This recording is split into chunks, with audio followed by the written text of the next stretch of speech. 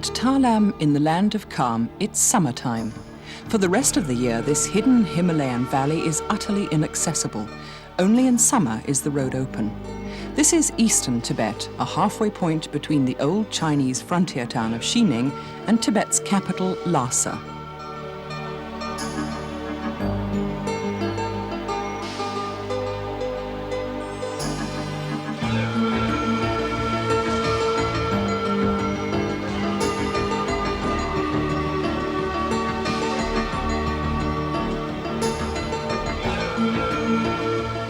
Ta Lam is 4,000 meters above sea level in a deep green valley scoured out by the Yangtze River.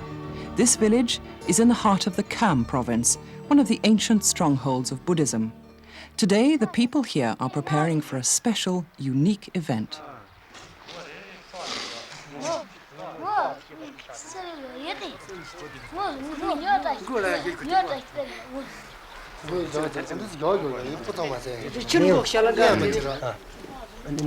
On this photo are two brothers, young lamas. 30 years ago, they fled Tibet together when the Chinese marched in. One was killed in an ambush, the other went into exile.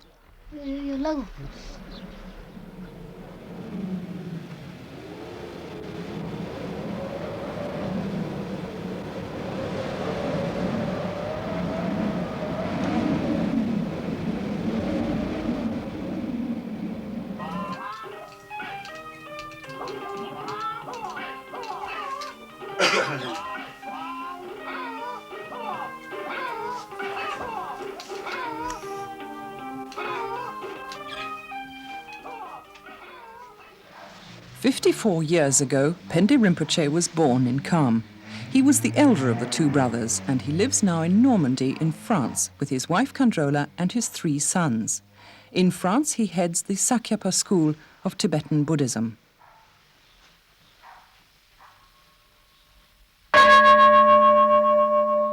Just like the Dalai Lama, who's the spiritual head of Tibet, and many thousands of other Tibetans, he succeeded in escaping to India, sometimes under mysterious, almost miraculous circumstances.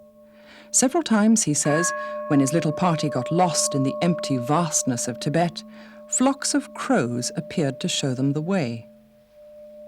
For Tibetan lamas, birds are protectors of the Buddhist doctrine, since the gods can take on their shape. One night, Phendé Rinpoche heard them fluttering round his tent. He left camp immediately. 1 hour later, Chinese troops arrived on the spot.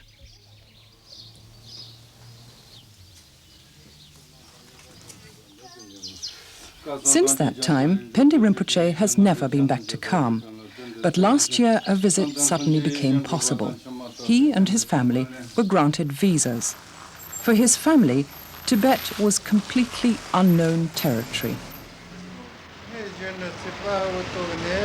I haven't been back to Tibet now for 30 years. It was 1959 when I was last there. I'm so happy to be going back.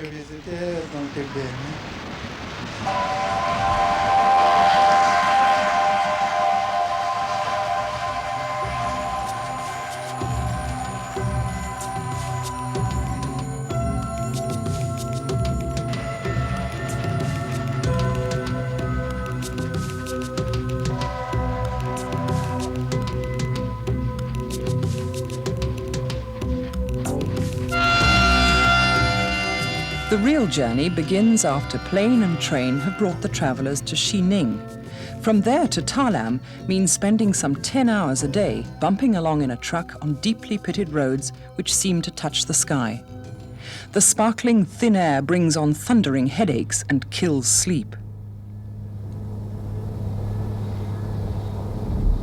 Very few foreign visitors have ever traveled the roads of this long forbidden region.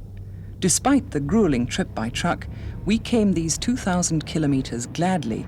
Not for anything would we have missed the Lama's arrival in Kham.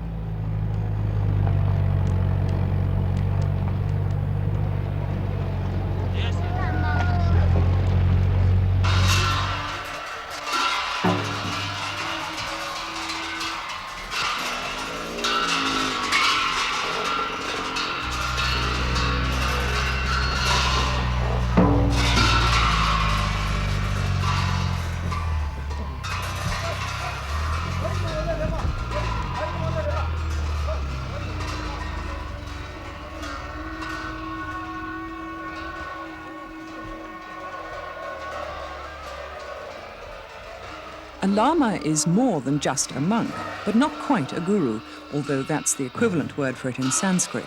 A Lama is a spiritual guide descended from Buddha through a cycle of reincarnations. He passes on the initiations and teachings he's received in the course of an advanced religious training. Phendé Rinpoche was trained here at Talam. Coming back to his old monastery, the people receive him as a living god. His wife and sons find this, and the discovery of a completely different world, impressive. But, as Rinpoche says, so does he.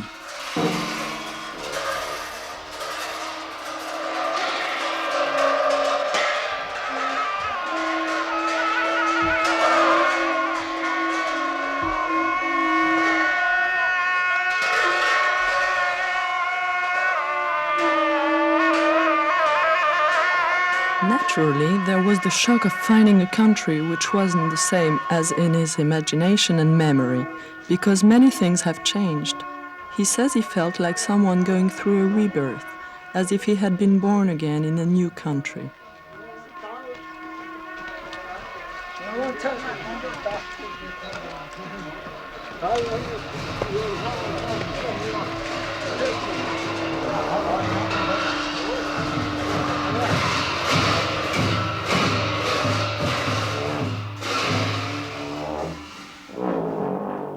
Talam Monastery has just been rebuilt, but the villagers have waited 30 long years for their Lama to return.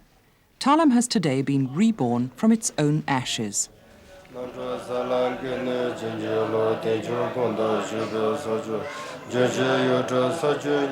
you arrive in a monastery, the Lama is welcomed and offered the mandala of the universe. That's what normally happens. The mandala of the universe is a meditation ritual. In it, all the loveliest things found in an ideal universe are offered.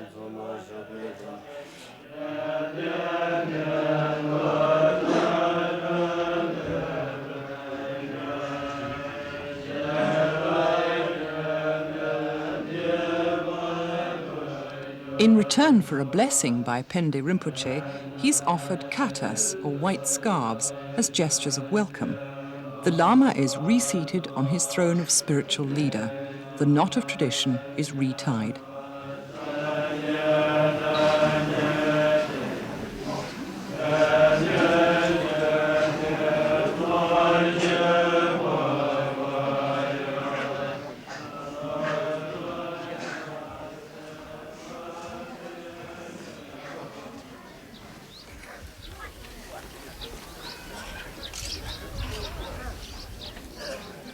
At the time of the Cultural Revolution, the Chinese invaded Tibet and massacred many people.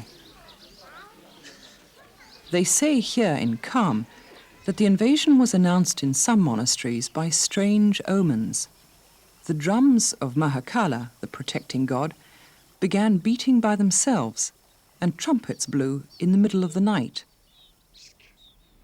This phenomenon seems amazing, because only monks specially selected for their powerful lungs and highly trained are able to draw sound from these Tibetan trumpets. When they heard this, the monks understood that terrible things were about to happen.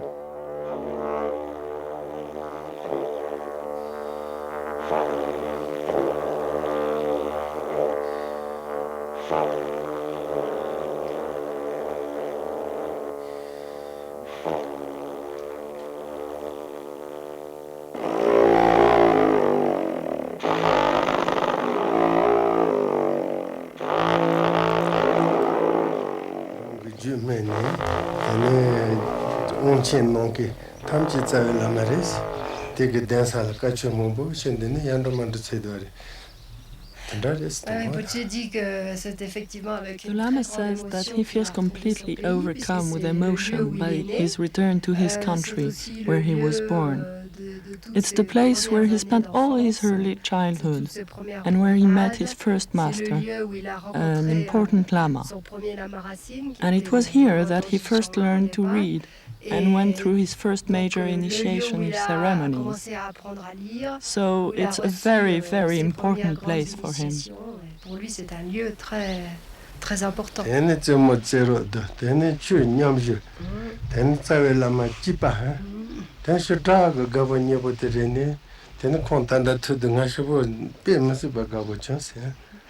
Rinpoche dit que malheureusement il n'a pas retrouvé beaucoup. Sadly, he hasn't been able to find many people he knew, because 30 years is a long time, and many of the people of his age are now dead. But he has been able to meet the man who's currently in charge of the monastery. He's a little older than the Lama, but he knew him in his childhood, and they used to be neighbors. They were taught together and so on, so he was very happy to see him again. Donc il a été très heureux de le retrouver. Je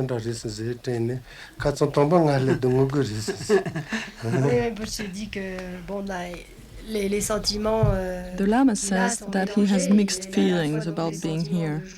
Joy at being back in his country and seeing the monastery rebuilt, and that there's new life here.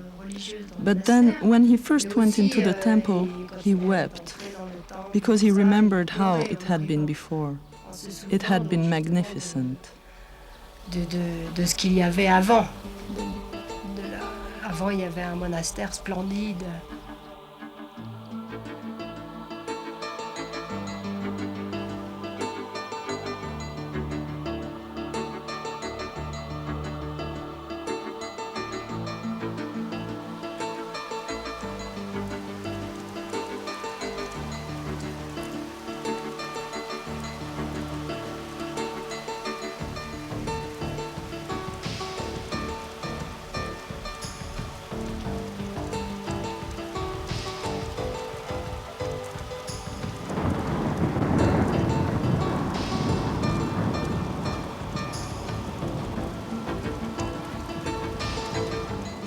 Kham is the part of Tibet where there were most monasteries. Of the 2,000 or so which existed before 1959, about 1,800 were destroyed by the Chinese. Ils ont eu beaucoup de difficultés pour reconstruire ce monastère. Has it been very difficult rebuilding this monastery?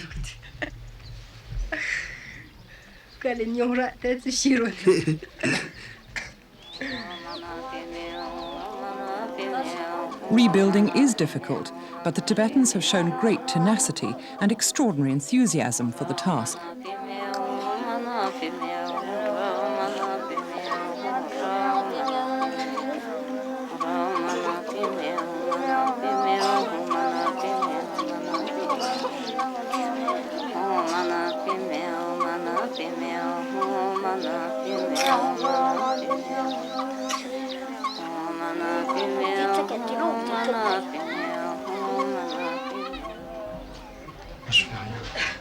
During the red thread ceremony, the Lama gives each and every person a special blessing.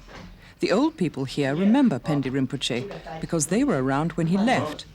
Several times, his escape nearly didn't succeed.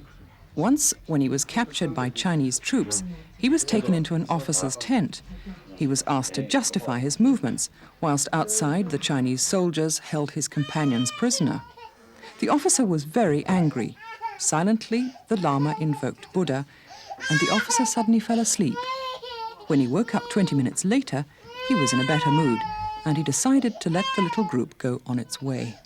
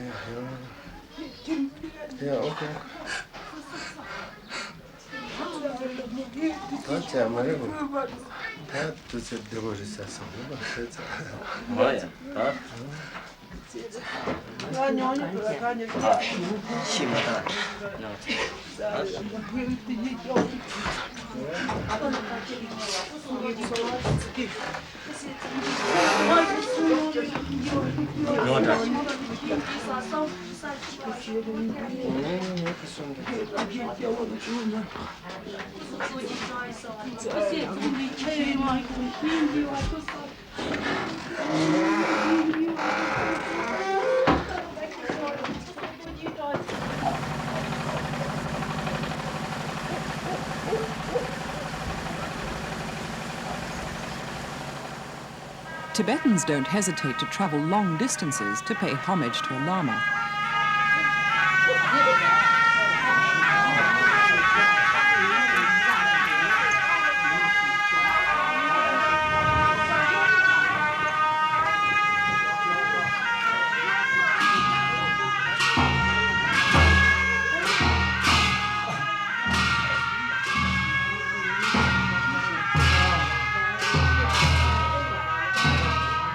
At each monastery he goes to, children perform dances as offerings to the Lama.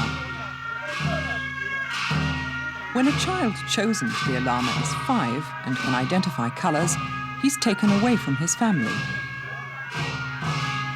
He's then given special schooling by a master and several Lamas. Phendé Rinpoche himself can still remember his own long periods of study. Other children played, while strict teachers made him work hard. Sometimes, he says, he regretted then the privilege of being chosen to be a Lama.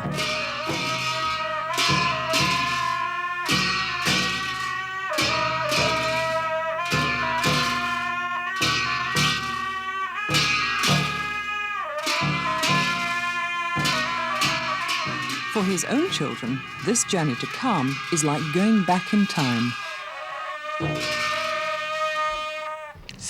Is this the first time you've been to Tibet? Yes, it's my first time. My first really big trip. And has your father wanted to make this journey for a long time now? Oh yes, and we've been getting ready for it for ages. As soon as we got our authorization, we made our plans to come this year. And why has he been made so welcome here? Oh, it's simply because he was here for a long time before. He was born here and he was taught Buddhism here by a personal Lama tutor, and he went into his first ever retreat here.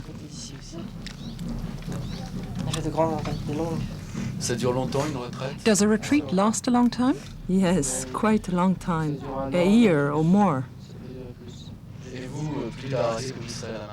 And later on, do you want to be a Lama? Yes. Yes, I want to. And all these people who are coming to be blessed by him, what effect does it have on you? They are very happy because it's been a long time since they last had a Lama.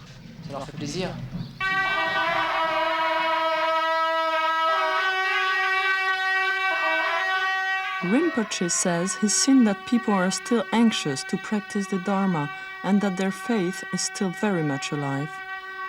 Even the children wanted to be blessed and initiated, and they showed a lot of respect towards the monks. It's a bit like someone who's been slowly dying of thirst and who's suddenly given as much to drink as he wants.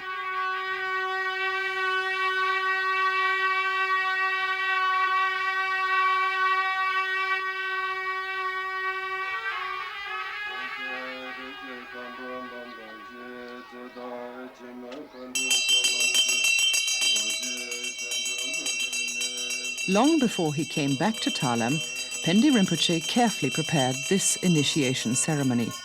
It involves trying to visualize the element of long life inherited from the Buddha, trying to absorb this energy and pass it on to the disciples. The Lama throws rice over them. The rice represents the mantras, or sacred formulas.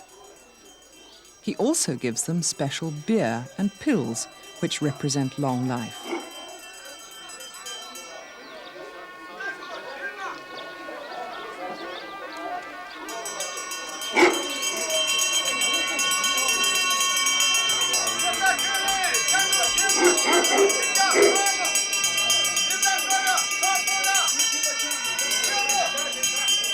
For years, the Tibetans were deprived by force of the Dharma. But in a way, you could say that their faith, as a response to this, is even stronger. Their wish to practice the Dharma is stronger now than before.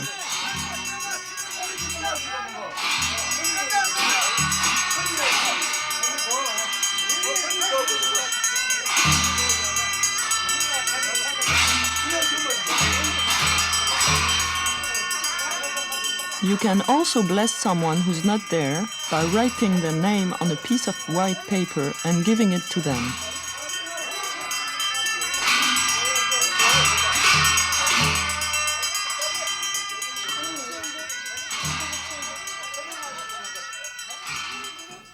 Jan Paicha, Phendé Rinpoche's youngest son, practices his Tibetan, learnt in Normandy, with a future colleague.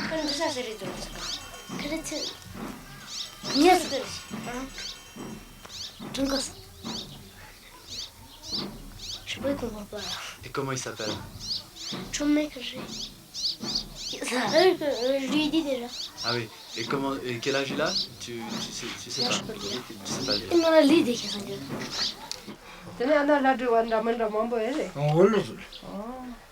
C'est plusieurs artistes qui sont dans There are several artists who live in a village. It's 1 day away by road. Almost everyone in the village is a painter, and they've come to restore the temple paintings. But the temple is new, only about a year Ils sont old. tous des peintres dans ce village-là, presque tous. C'est eux qui sont venus refaire les peintures du temple. Le temple est tout récent, ça fait 1 an seulement. Hein.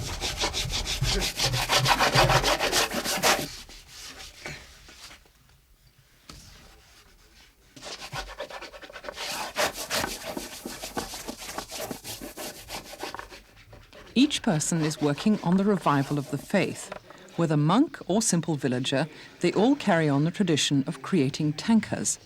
These paintings represent many divinities, and the person meditating in front of them must visualize and absorb their particular qualities. Painting in the divinity's eye, the final touch to the tanka, is crucial. This gives life.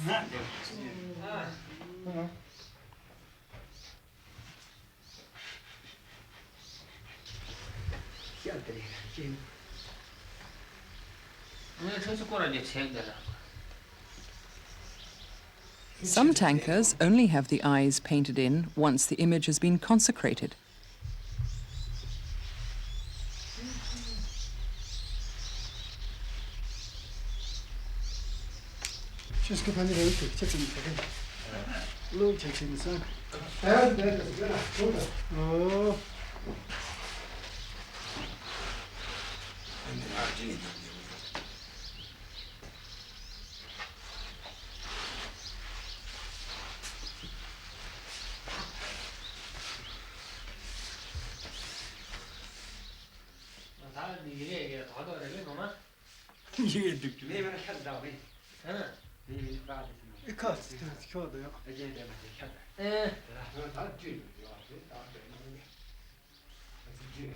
There's a famous tanka in Talam showing the great sage Satyapangita.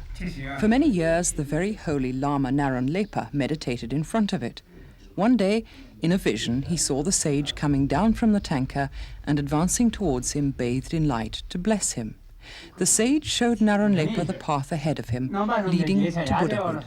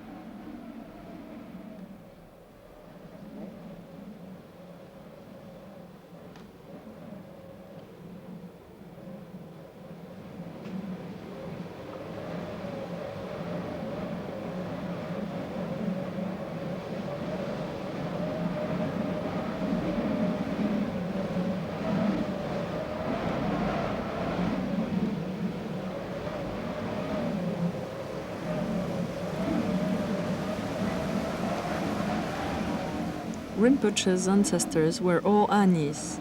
Anis are tantric magicians. And tantric magicians played an important role, which was to protect the country from hail. Here in Tibet it can be very strong. They also protect against the storms which can destroy crops.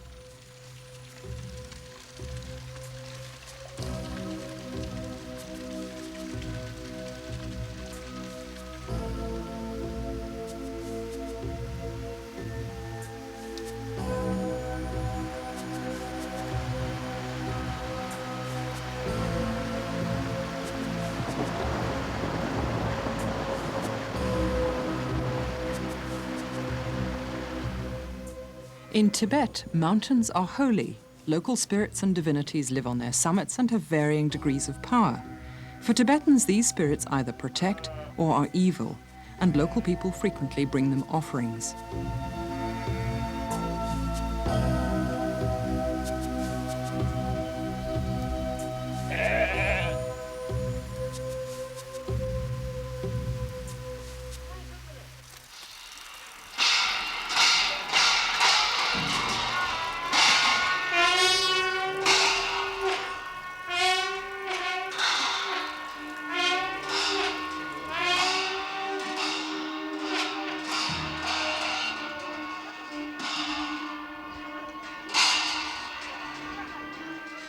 Dances dedicated to the gods can last a long time, sometimes 2 or 3 hours. The slow and repetitive music helps the monk to dance. The monk needs an actor's concentration to help him visualize the deity.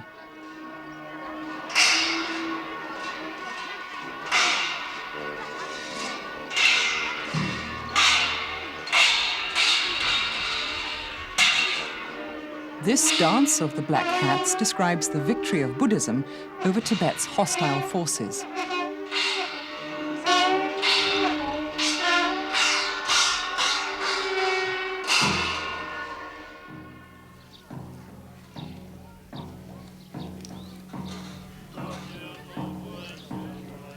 The point of this religious music is to stop people's thoughts from flying off into futile or ordinary preoccupations. For instance, when music is used during a ritual, the sound of it is in itself an offering.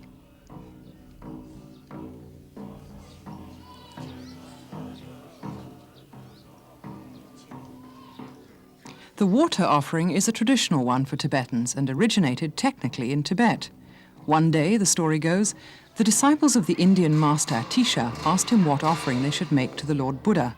He replied that the ideal offering was water from Tibet, since it was very pure and soft. Offering up clean water also shows that the faithful are equal, regardless of rank or wealth.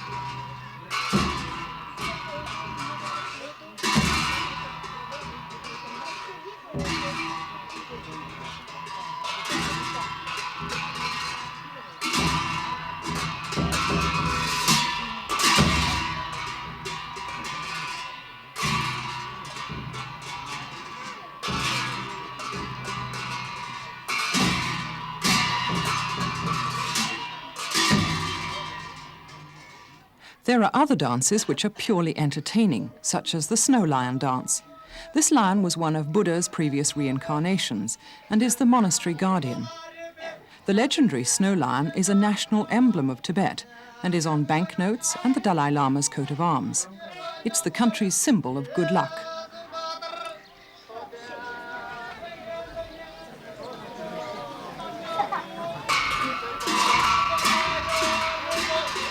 In Kham, magic rites exist alongside religious ritual.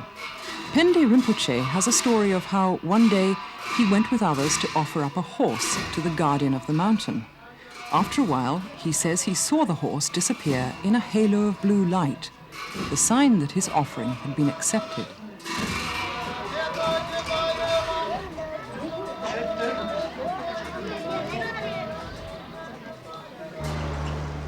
Festivities over, we're back on the road again, heading southeast in the direction of Dege.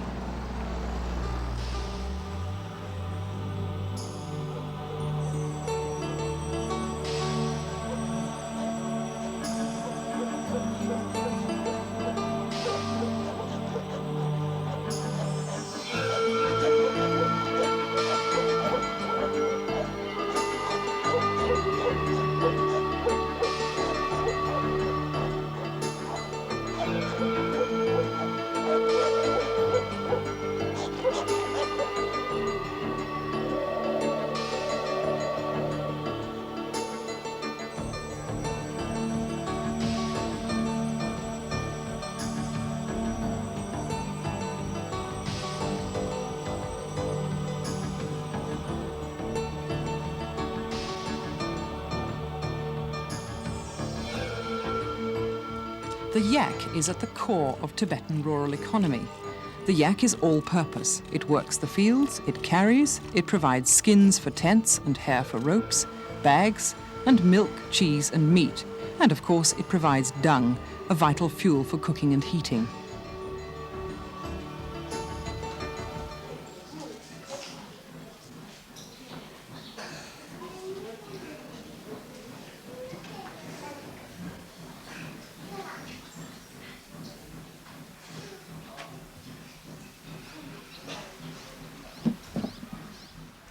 The Tibetans may take great care of their souls, but they don't neglect their bodies. Tsampa is a basic foodstuff. It's a savory mixture of grilled barley flour, yak butter, and salted tea.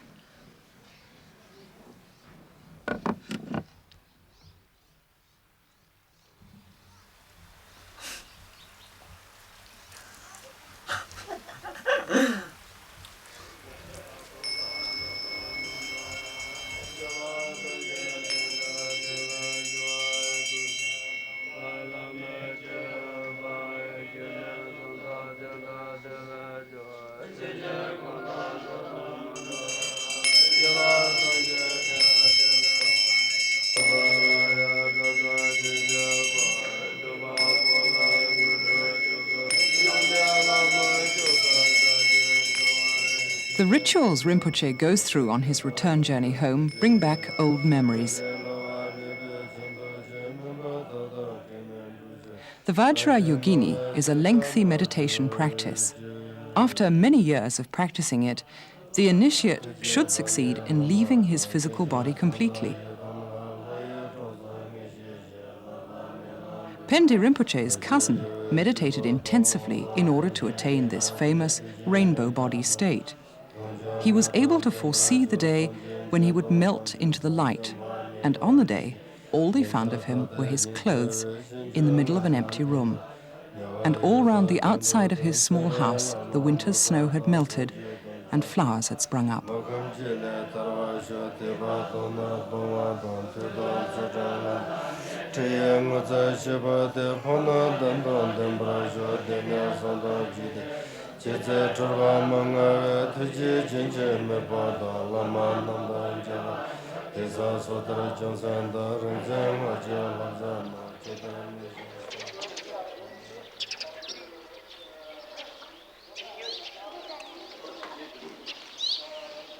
There's a story about a devout king called Tempa Tsering, who, when he was young, wondered what he could do to develop Buddha's doctrine. He was lost in thought one day when the branch of a tree fell on his head. The wood of this branch looked like the wood used for carving religious texts. So he said to himself, now I know what I'm going to do. I must start a library of religious works. So he did. He set up this library here and a printing house in Dege.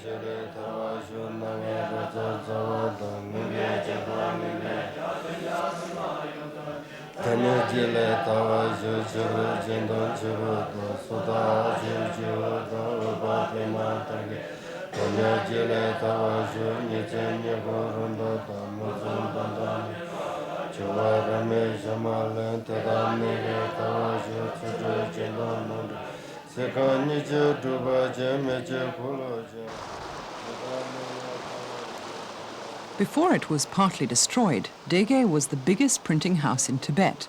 Caravan after caravan brought paper in from China, and from Dege, books on Tibetan Buddhism went out to the whole world. Today there are 500 people at work here again. Kandrola has been translating these texts herself for years now into French.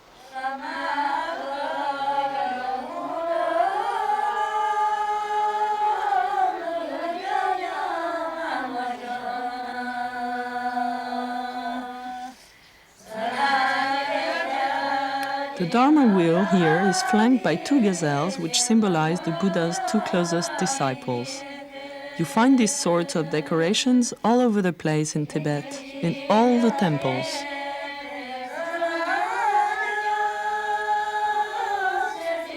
The monks have drawn these symbols on the ground to welcome Phendé Rinpoche.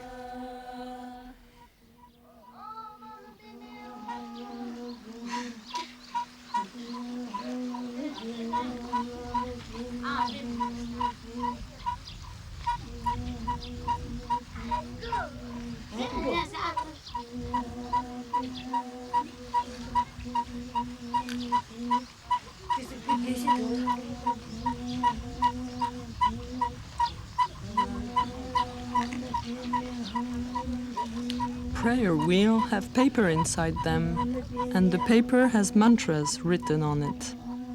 Tibetans believe that when the wheels are turned, the prayers rise into heaven and fill space. Prayer flags do the same thing.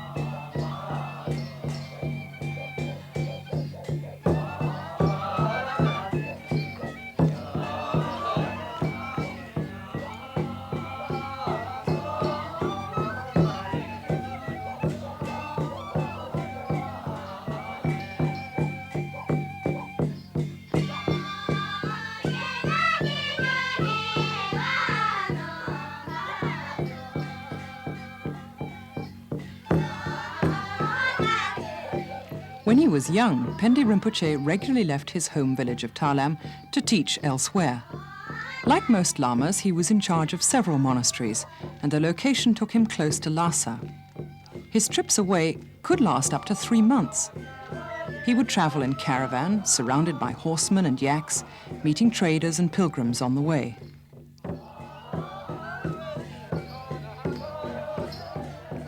Tibetans are highly active pilgrims because they believe that the more devout actions you perform, the more you accumulate merit. So prayer flags, mantras, prayers carved on stones all serve a good and useful purpose.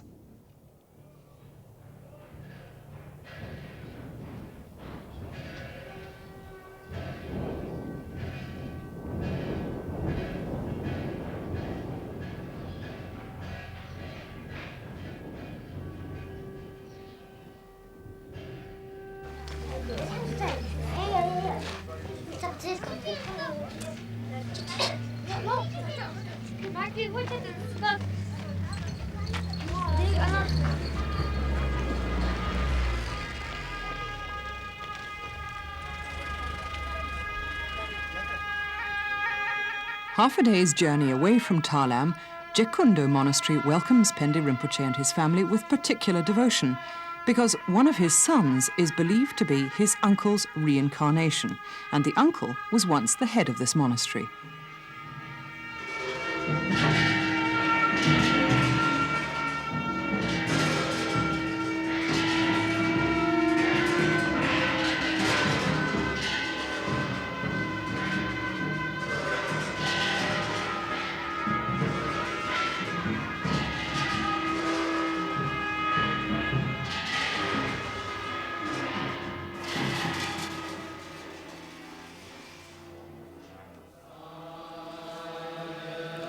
Sometimes it takes several years to find a lama who's reborn into another family, and so old disciples and other lamas consult the oracles or practice clairvoyance to help.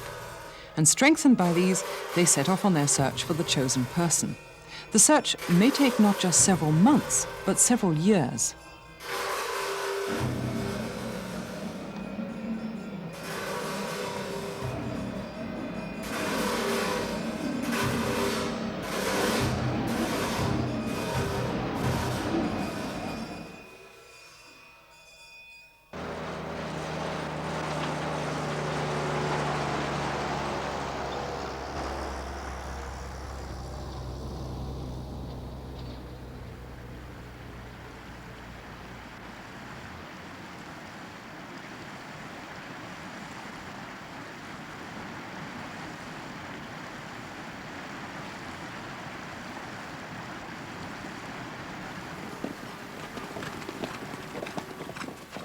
Khampa horsemen are descended from a long line of warriors who long ago established the reputation of Kham as a fiercely independent, spirited place.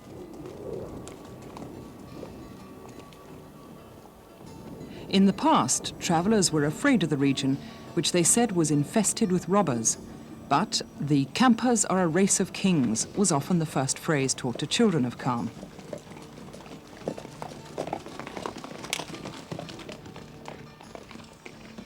These tall, proud, sedentary or semi-nomadic men were of pugnacious nature. They spent their time fighting Chinese aggression and Lhasa's influence over their region.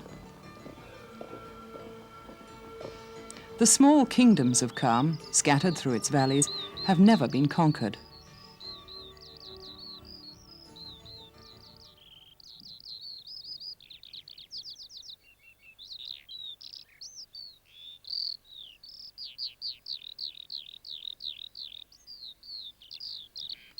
Before harvest time each year, the valley of Gekundo becomes a focal point for the whole region. A great horse fair is held here, and on this huge campsite, ordinary village people pitch tent with nomads and Khampa horsemen.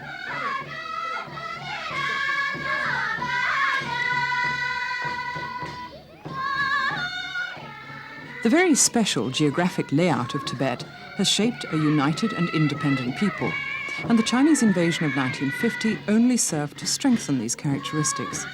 The Khampas became the country's freedom fighters, supplying the Dalai Lama with his best leaders.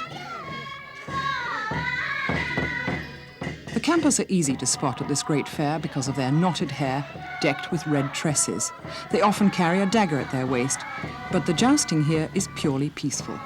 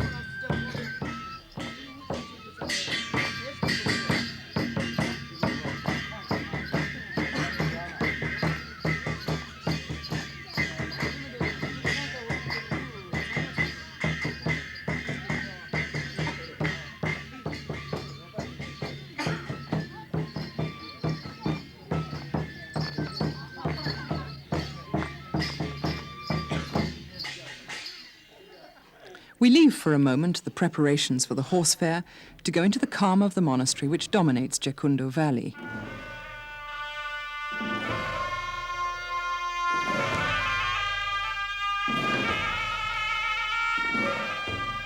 Here, you see two dancers who symbolize the master of the cemeteries and his secretive wife. They're protectors of the doctrine. Cemeteries are looked on as being special, privileged places where certain types of tantric meditation are practiced. In them, the monks try to reach a state of mind where they no longer distinguish between attraction and revulsion. Cemeteries are places inhabited by evil powers, which can also represent wisdom.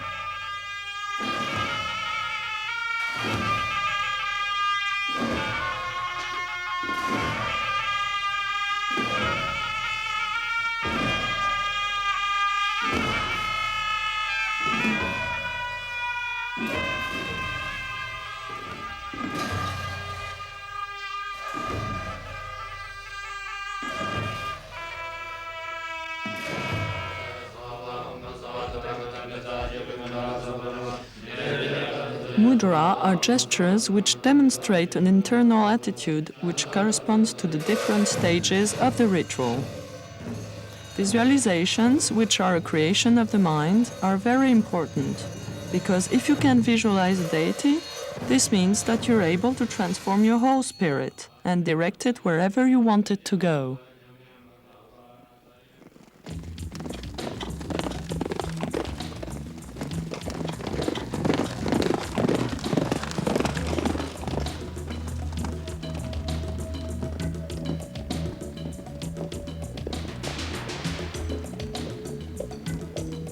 In contrast, the horse fair is a non-religious festival, although the monks do take part.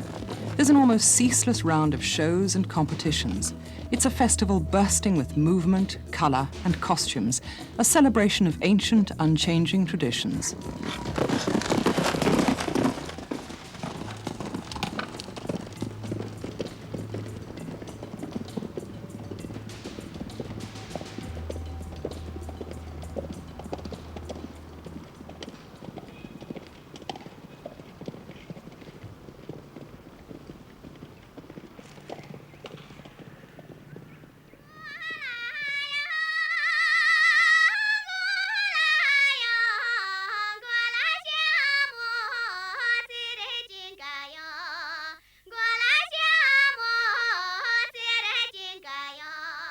You might think you were living in another age, another world, but the presence of the Chinese is a reminder of the modern reality of Tibet. There are platforms, loudspeakers, and stands devoted to hygiene and propaganda. Chinese guards in uniform or civilian dress keep a discreet eye open for trouble. But over the centuries, the essentially nomadic existence of the Kham people has bred ideas of freedom incompatible with any form of slavery, no matter how subtle.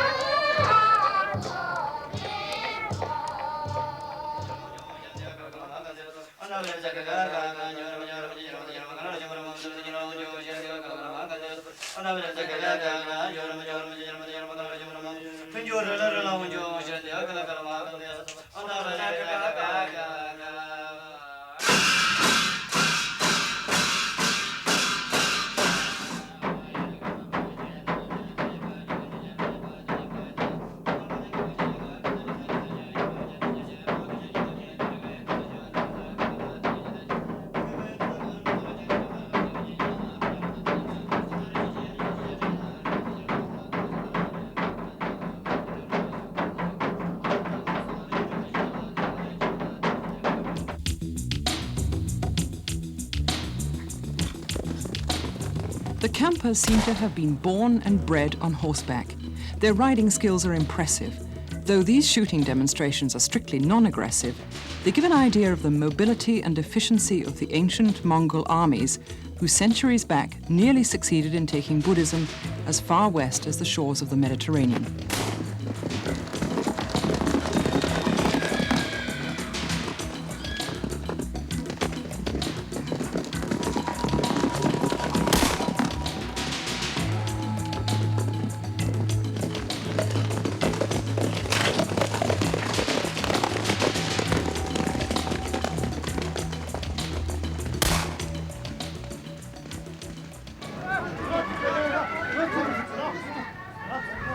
In this crowd, Phendé Rinpoche is just another spectator. But the word's gone round that he's there, and many Tibetans are hurrying over to him to be blessed.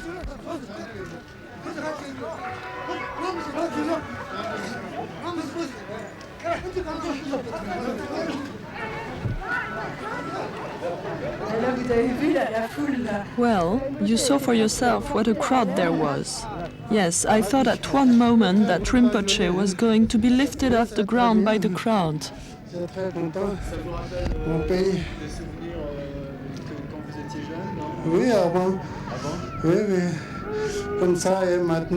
It was absolutely wonderful. I've been so happy to see my country again. The monastery, everything. It's so lovely. I can't express my happiness.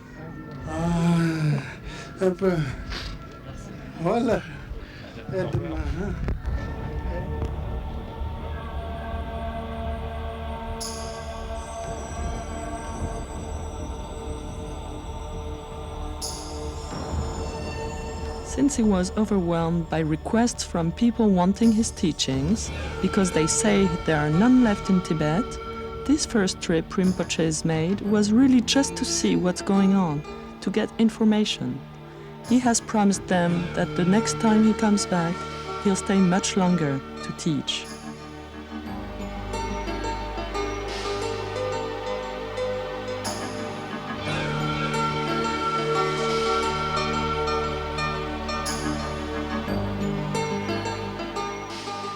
And so Lama Phendé Rinpoche returns to his briefly interrupted exile.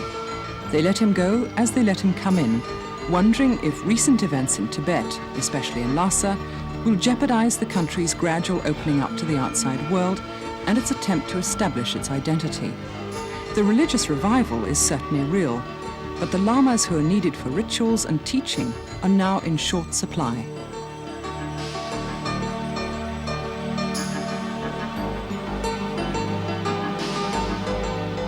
The fair is over. Everyone's gone home. The nomads to their lives, Phendé Rinpoche and his family to theirs in Normandy, the monks to their monasteries.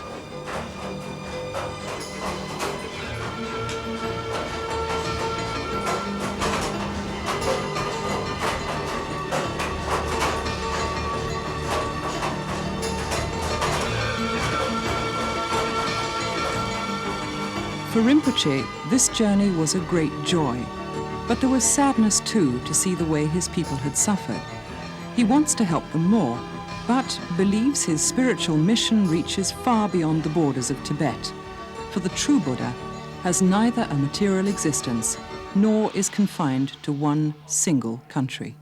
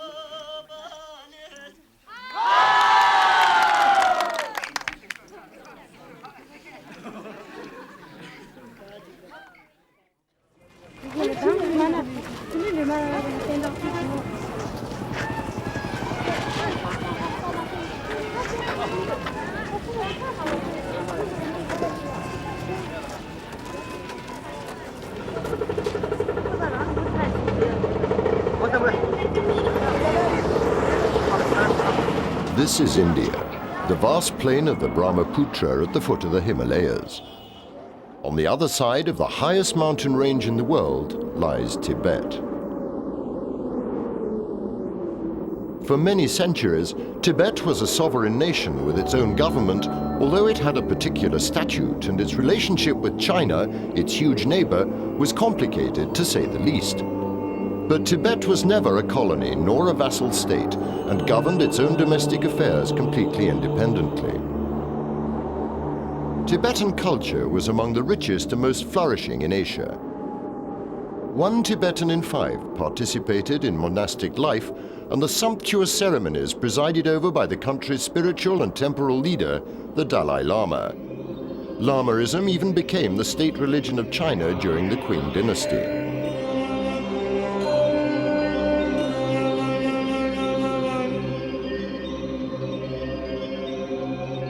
But in 1959, revolt thundered through the mountains. When the inhabitants of Lhasa rose against the Chinese invaders, thousands of Tibetans followed their young spiritual leader on the road to exile. It took them a month to cross the snow-filled passes at an altitude of over 18,000 feet before they arrived in India, where the Dalai Lama obtained political asylum for his people and himself.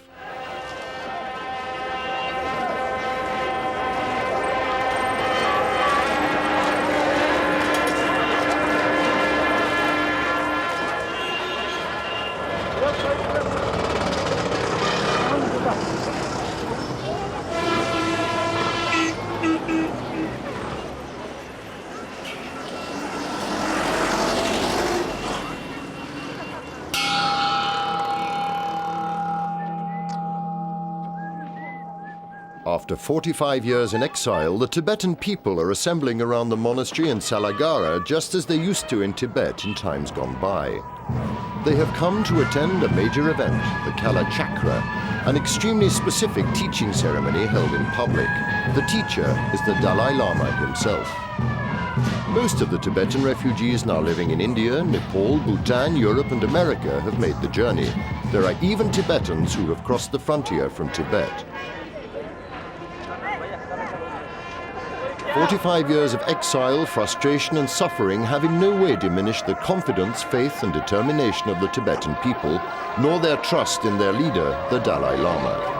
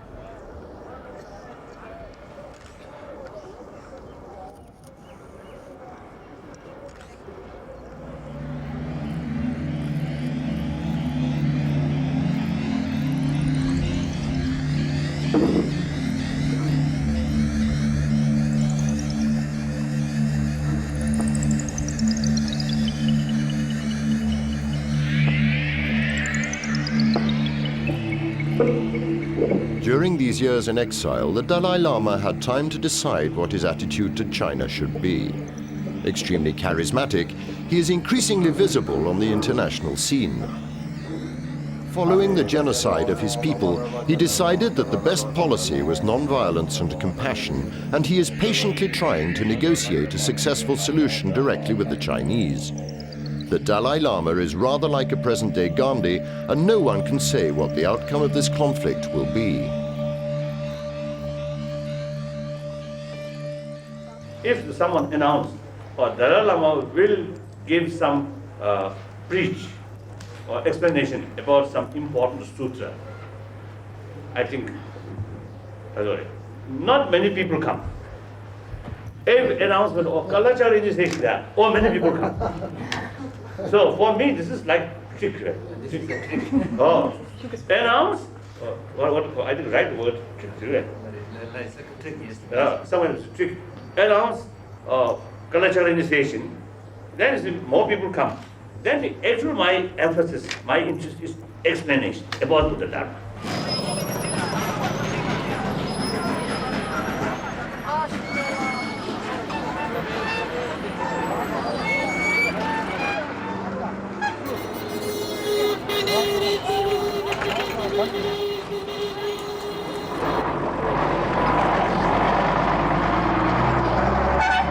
The place where a Kalachakara is held is never left to chance.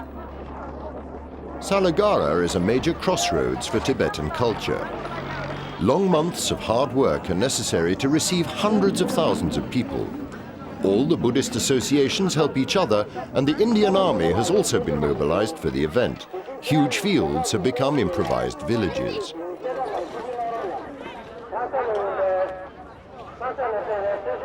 Despite massive coverage in the international media, people are usually unfamiliar with the history of Tibet and the reality of its situation.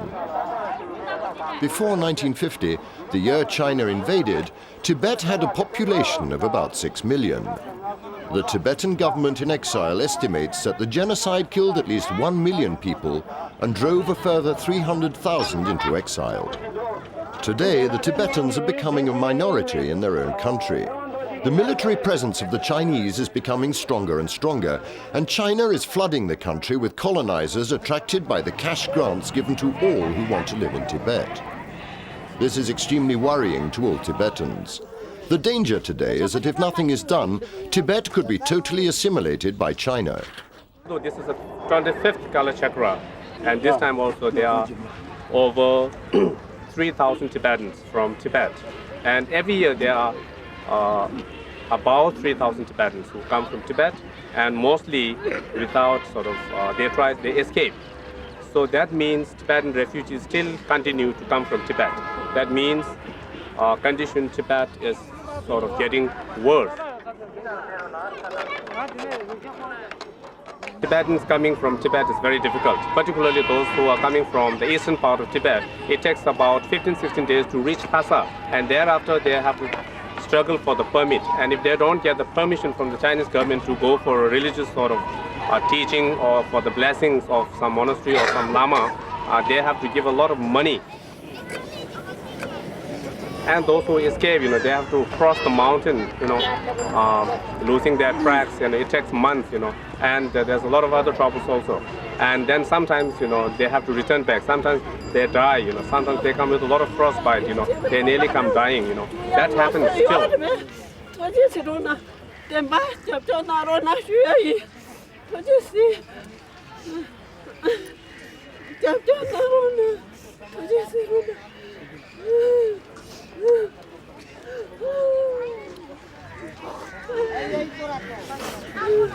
What she said was, now it has been 37 years since China trampled over Tibet and sort of globaled the whole country. And she was imprisoned for 2.5 years. And later, when she was released, one of her son and a daughter were imprisoned. And 3 times they were imprisoned. Please support the Tibetan cause. We have the truth, she said. His Holiness is being sort of requesting the whole world, and now it takes a long time. If at all you want to support, please support.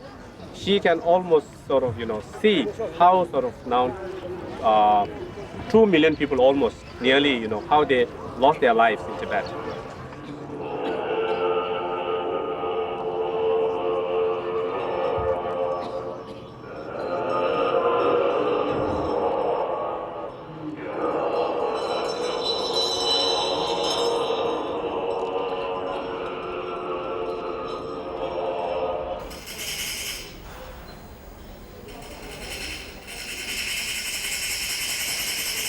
The Kalachakara, or Wheel of Time, is one of the most profound tantric Buddhist systems. An extremely precise ritual is used to build the mandala of sand, which is its focal point and the essential fundament for the tantric techniques. The design and pattern of every mandala assists the faithful with the mental gymnastic needed to attain awareness. The Dalai Lama believes that the suffering of his people must be used as a stepping stone to understanding the enemy more completely. This is the way to ensure that the situation will evolve towards a better future. He teaches the Kalachakara more and more frequently, as in this way he hopes to pass on a message of compassion and non-violence to the whole world.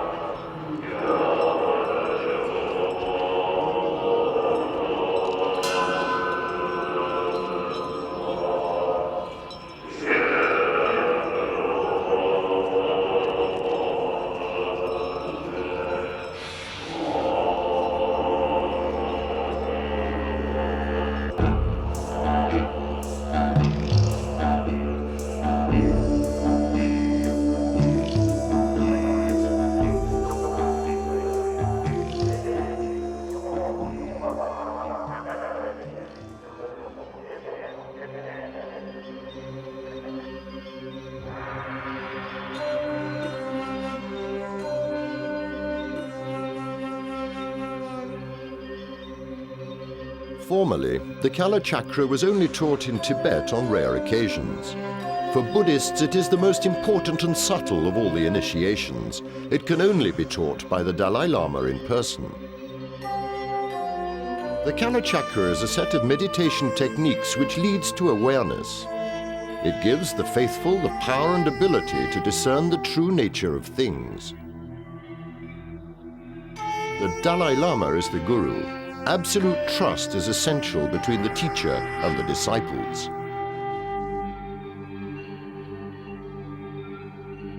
In Tibetan, Kalachakara means the dark era. The word is built up from kol, which means wheel, wang, which means initiation, and chen, which means huge. The whole word means to receive the huge initiation into the dark era.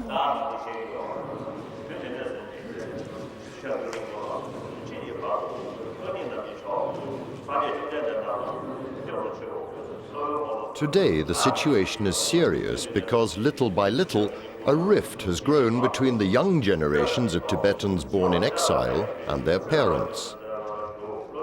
Although the young people have never known the country of their ancestors, they are brought up in the Tibetan culture and many want to reconquer their country no matter what the cost.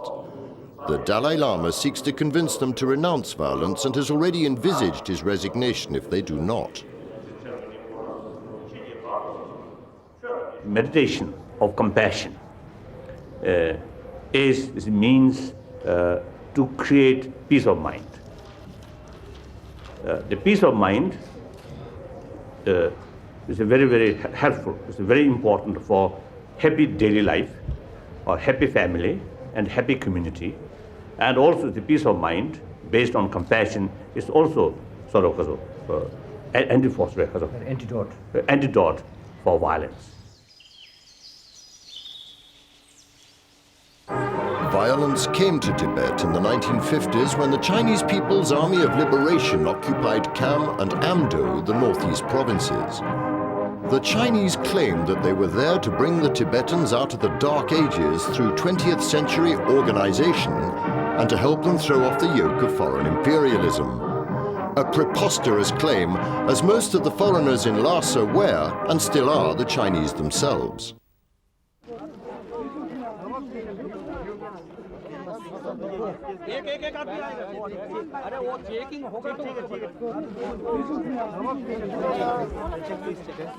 These days, it is extremely difficult for Westerners to visit Tibet. But more and more of them have become ardent defenders of the Tibetan cause and people. These champions include internationally famous artists like actor Richard Gere.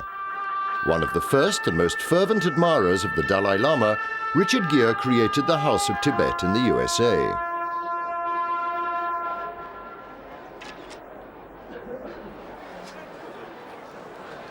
Many American film producers have decided to support his activities.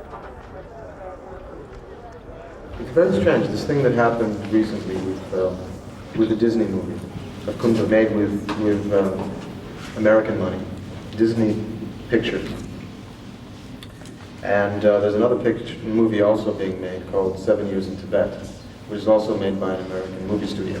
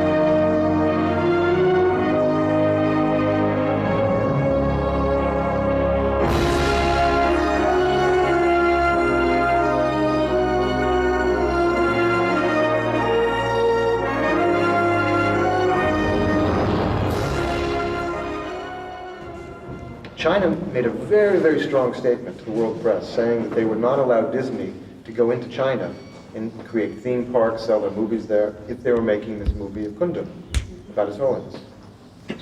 Now, in the Tibetan world community, we were all a bit worried about this, what this big multinational, multi-billion-dollar company would do. The very next day, Disney said, well, we understand your problem here, but in fact, we can't be told what to do. We're going to make this movie about a Nobel Peace Prize winner.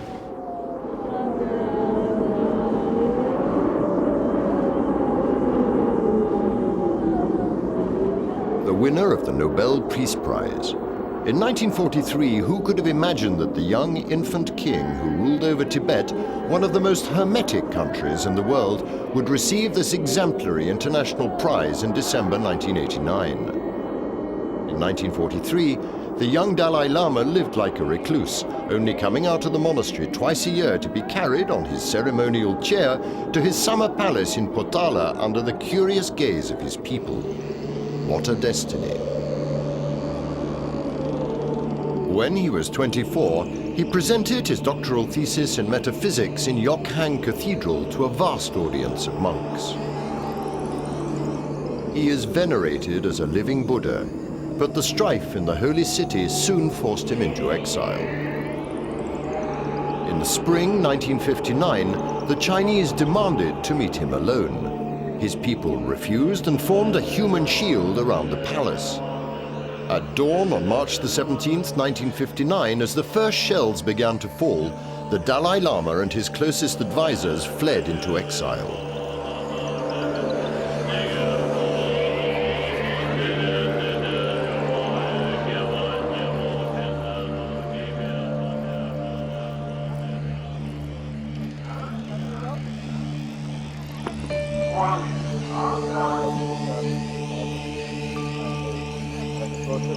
Years later, the Dalai Lama is still the head not only of a religious community, but also of a government in exile. This exile, which was originally supposed to be temporary, now seems permanent, and no one can say when it will finish. However, one of the positive points of exile is that the Dalai Lama has been able to save Tibetan culture. In this way, a centuries-old tradition now flourishes outside the frontiers of Tibet. In fact, it is even more alive abroad than in Tibet itself, as the Chinese have tried to stamp it out in every possible way.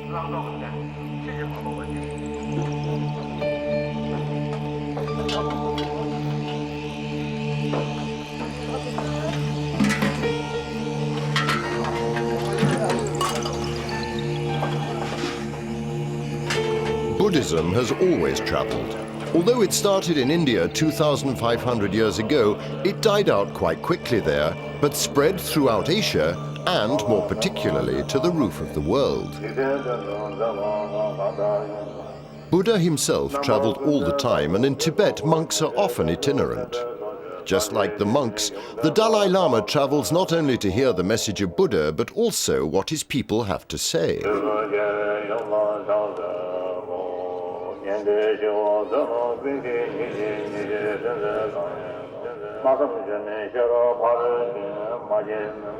The Dalai Lama est un exemple unique.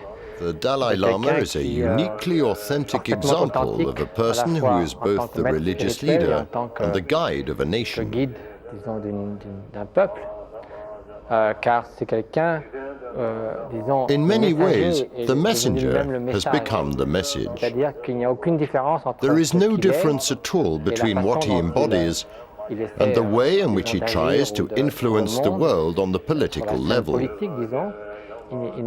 He never contradicts his own principles. He never makes a declaration, does anything, nor makes a decision running counter to his profound beliefs.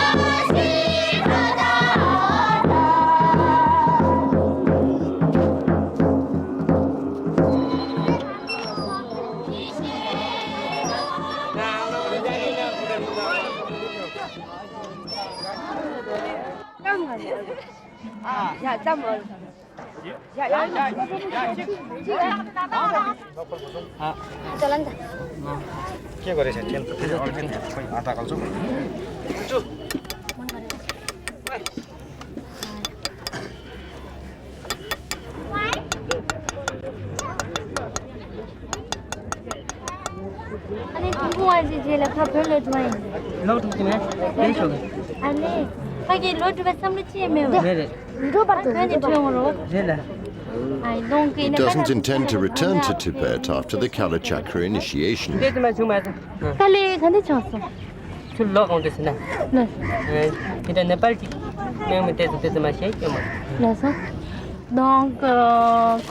When he escaped, he didn't really have problems, just a few small problems with the Nepal frontier police.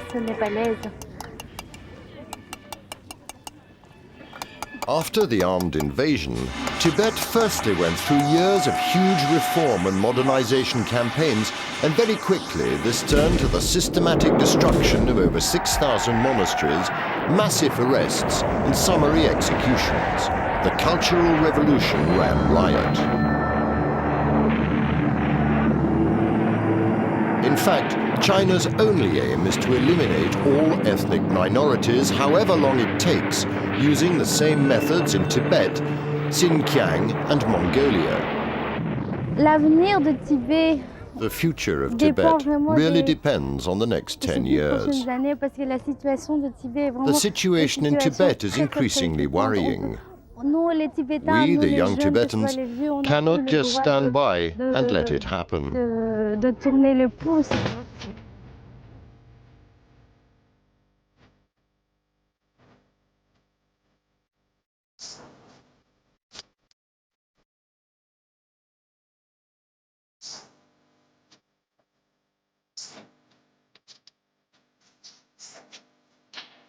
We will win by following the voice of the Dalai Lama, non-violently, but with firmness.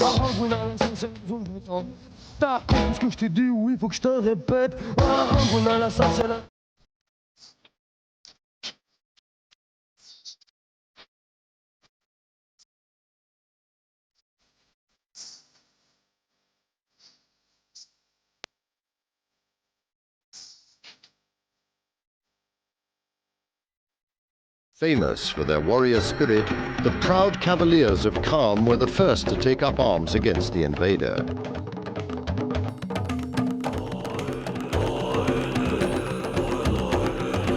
In 1956, aware of the danger and although extremely young, the Dalai Lama journeyed to Peking to try to negotiate, but in vain.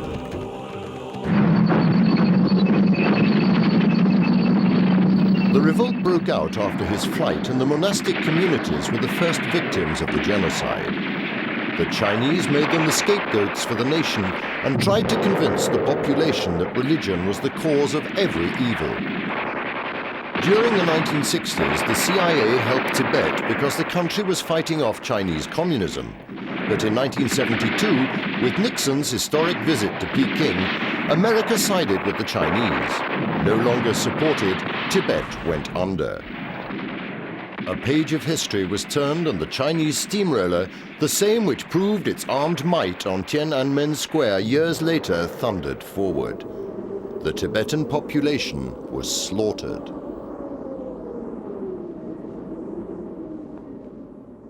I think the very beginning, the Chinese army, usually we call liberation army. So, liberator must bring more sort of happiness. Now, after 46 years, now lot of liberator brought a lot of destructions, a lot of misery. That's a big contradiction.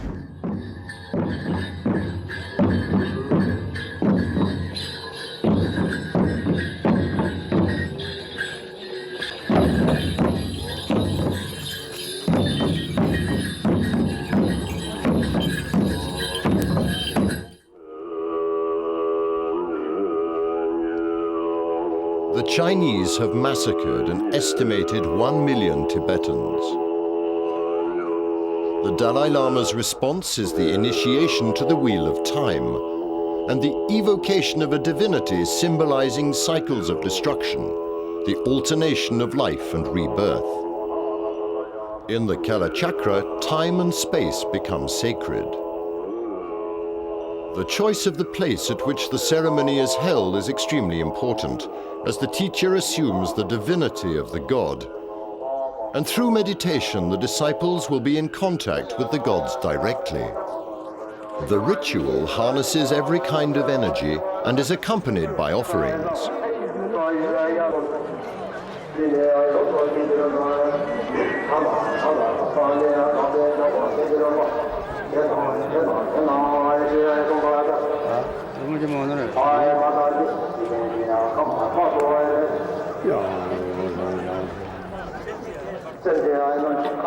When the Dalai Lama fled, most of the religion's grand masters followed him into exile. In the 1970s, new monasteries sprung up all over the Indian side of the Himalayan slopes. The Tibetan masters gradually began to open meditation centers all over the Western world. In this way, the drama in Tibet encouraged Westerners to explore the arcane teachings of Tantric Buddhism, previously only reserved for initiates.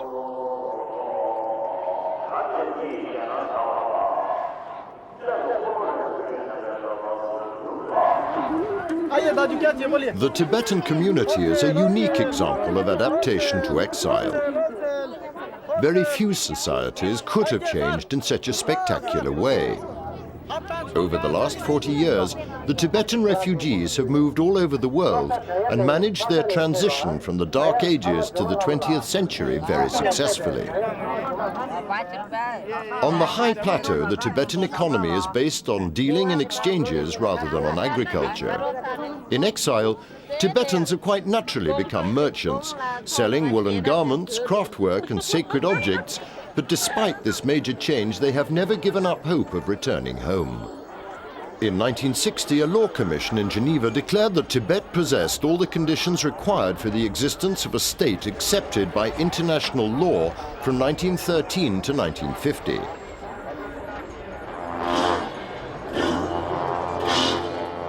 The commission declared that Tibet is an independent nation illegally occupied by a foreign power.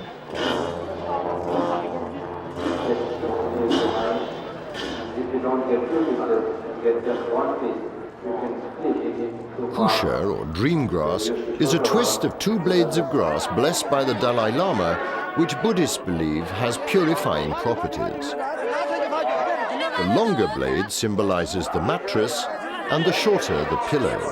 Used at night, Kusha apparently makes dreams clearer and easier to remember in detail. All the pilgrims are given a twist.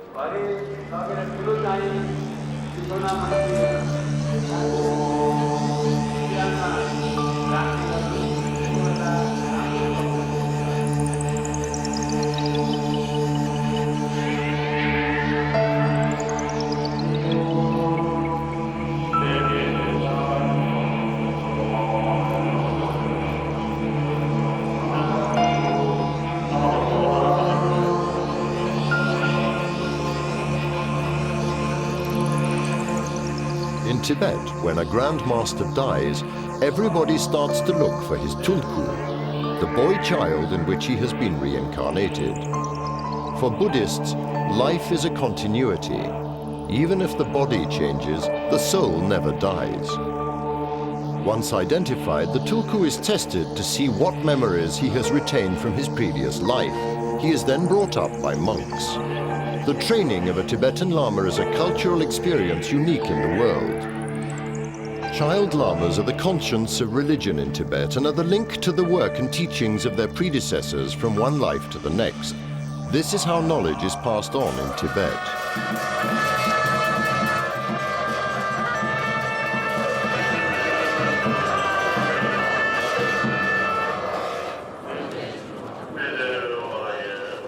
All together, same place, that may create certain kind of vibration. And also, you see, they're helpful to one another. Sometimes, you see, one individual in a remote place meditate on compassion. Of course, there's certainly, you see, effect there. But sometimes, if you meditate compassion, join together, sometimes may more effective. More effective. Negative trend is totally dependent on their way of expression. One may be a very good practitioner, but with the change of time, one might become a weak person or even evil person because of degeneration.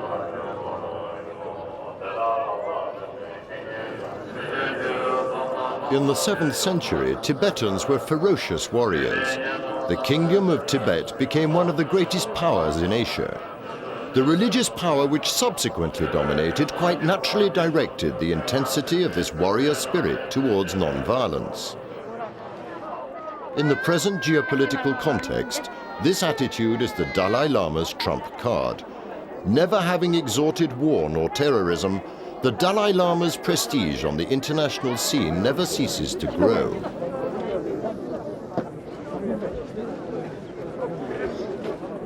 This situation is increasingly embarrassing for the Chinese government at a critical point in their quest for free market economics.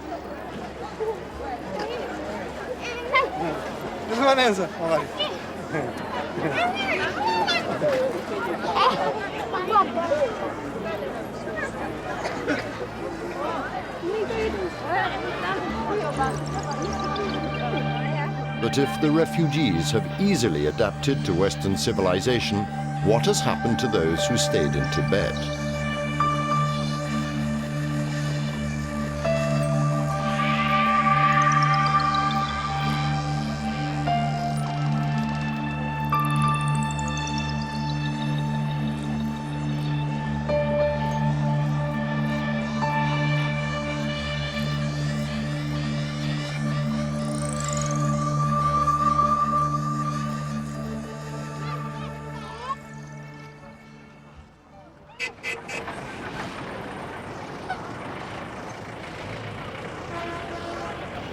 The last days that I was in Tibet, I had been so thoroughly disgusted and moved by what I had seen and what I'd been told. I was there with a Rinpoche who had left in 1959, and this was the first time he had come back, and he was allowed to come back with me.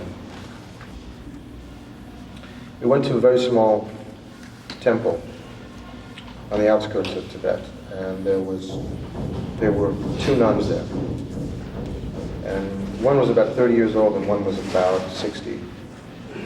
And they both were very ill. She said they had just gotten out of prison. And I said, for what? And they said they had a Free Tibet banner outside of their nunnery. And they had all been taken away. And I said, what happened? And she didn't want to say, and I kept asking her. They said they'd all been taken to prison. And then they had all been stripped naked, and they had all been beaten. And then they had been strapped down with their legs open, like this, naked, with their arms behind the chair. And the guards took batons and entered their vaginas, and then with hammers, hammered them into their bodies. Several of them died, obviously. This older woman, who had been through these tortures many times, had lost her mind, and her body was so damaged she could barely walk. And the younger one was on the edge of losing it in her mind.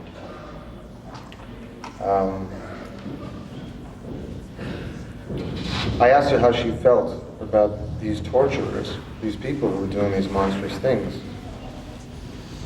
And she took a deep breath and she said, the question is much larger than that. The problem is much larger. It's not them. You know, these poor people probably wouldn't be able to feed their families unless they tortured us. The generosity of spirit in stopping the anger, stopping the hatred, stopping the revenge, this is the precious thing that the Chinese are trying to destroy. And that's the thing, if it's lost, it's not only lost to the Tibetans, it's lost to all of us. This very simple human heart of love and compassion and respect and forgiveness. So that's the precious thing that is Tibet. Why are we silent when Tibet needs our voices? Whereas recognition of the inherent dignity and of the equal and inalienable rights of all members of the human family is the foundation of freedom, justice, and peace in the world. Whereas disregard and contempt for human rights resulted in barbarous acts which have outraged the conscience of mankind. Article 5, no one shall be subjected to torture or to cruel, inhuman, or degrading treatment or punishment. Article 19, everyone has the right to freedom of opinion and expression. Everyone has the right to freedom. To freedom of thought, conscience, and religion. And freedoms set forth. Set forth herein.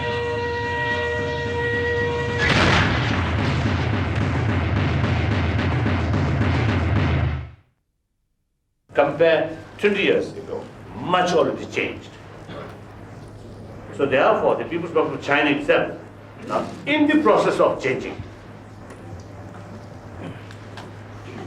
And then I think the good thing is more and more Chinese, especially among the intellectuals and the writers, thinkers, now showing more concern about Tibet and have very, very critical view about government policy with regard to Tibet. This is very, very encouraging.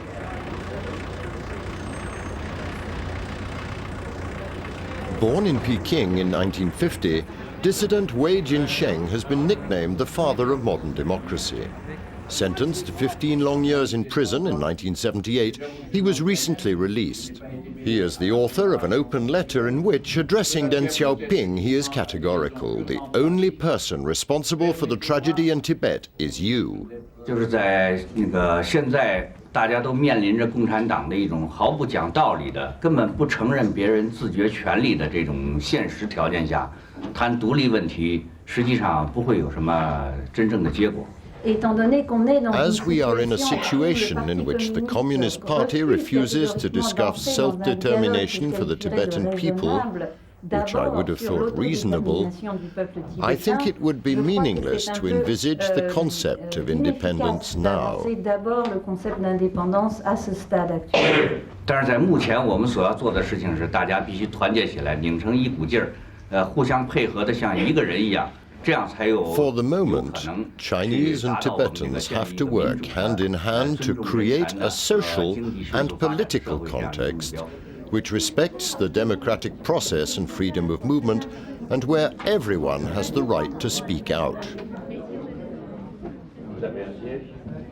在刚才我所谈到的这些问题上，达赖喇嘛 As soon as I was freed and arrived in the USA, the Dalai Lama sent me emissaries for discussions. Every time we talked, we totally agreed on the policy to pursue.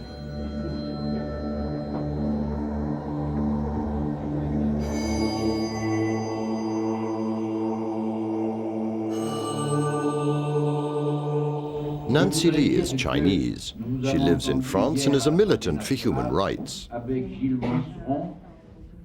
For the Chinese who grew up in China, Tibet is a far-off country about which nothing is known.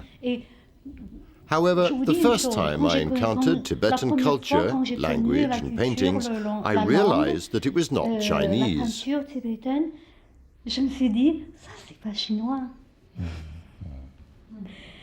The fact that the Tibetan language is not Chinese really makes a difference.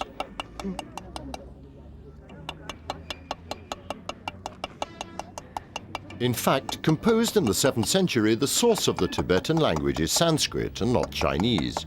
It is written with an alphabet and not with ideograms. In Tibet, walls of mani mark out the roads to infinity. These stones are engraved with sacred sayings. The Gyanak Mani wall in Kham was the longest and the most famous of all. During the Cultural Revolution, it was entirely destroyed by the Red Guards, who forced the Tibetans to use these sacred stones to build latrines and pig houses. Today, little by little, it has been rebuilt by the locals, and you still walk on the rubble of broken stones, crushing the sacred words. All the NGOs report that in the forced labor camps in China there is always torture and abuse, and it is even worse in the camps in Tibet. In fact, the Tibetan camps are like a sort of test. New tortures are tried out on the Tibetans first, and if they work, are then used on Chinese prisoners.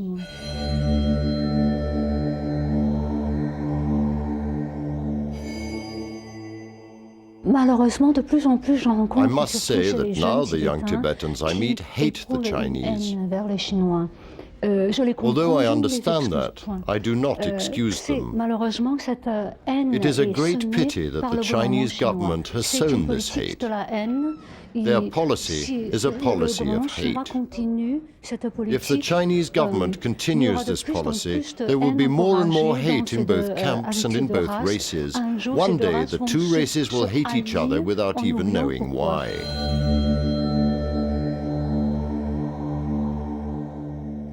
For the Chinese, Tibet is like Vietnam was for the USA. It will destroy them. It is already happening. At the start of the 1980s, China started to send huge numbers of colonizers to Tibet. Now in Lhasa, the capital city, there are 2 Chinese for each Tibetan. The traditional houses have been totally destroyed and replaced by gigantic concrete buildings. But the Chinese do not feel at home. They have difficulty in breathing the thin air at this altitude and have no contact with the Tibetans.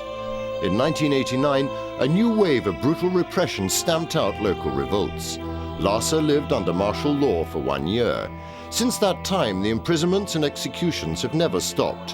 In 1997, Buddhism was labeled a foreign culture. The cultural genocide continues.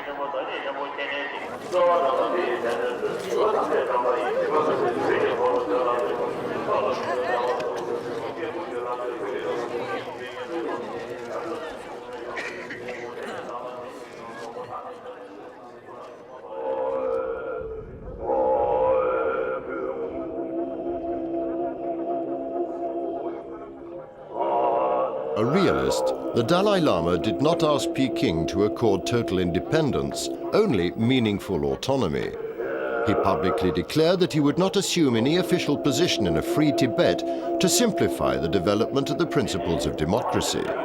He would, he said, be happy to devote his life to meditation like a simple monk. Although his people would probably react badly at the outset, they would meet this change as they have met all the others. If the context makes it necessary, the Dalai Lama may also be the last of the Dalai Lamas to be recognized in the traditional way after his death. If the idea itself is not questioned, the way in which the succession is ensured may need to be revised to select a successor during the life of the Ocean of Wisdom, the 14th Dalai Lama.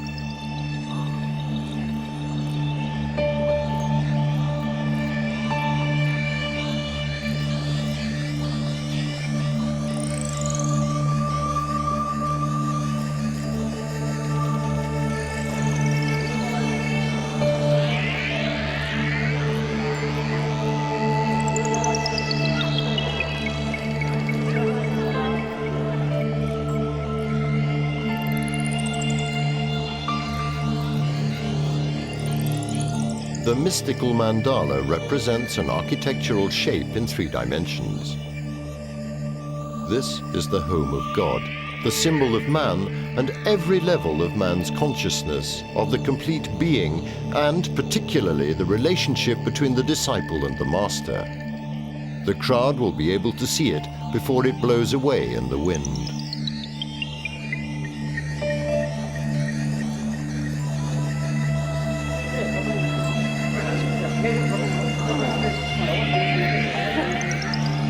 The ceremony of the Kalachakara is said to be successful when the disciples succeed in clearly visualizing the mandala and the Godhead in every detail at will and whenever they want to in the space the size of a mustard seed.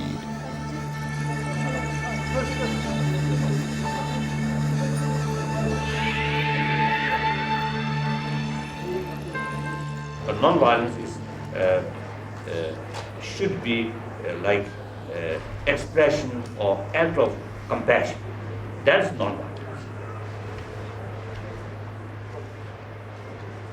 So why we should call that we should practice non-violence? Because our own future very much related with other factor and another word, my interest very much related with others' interest. Therefore, in order to take your own interest, you have to take interest of others' interest.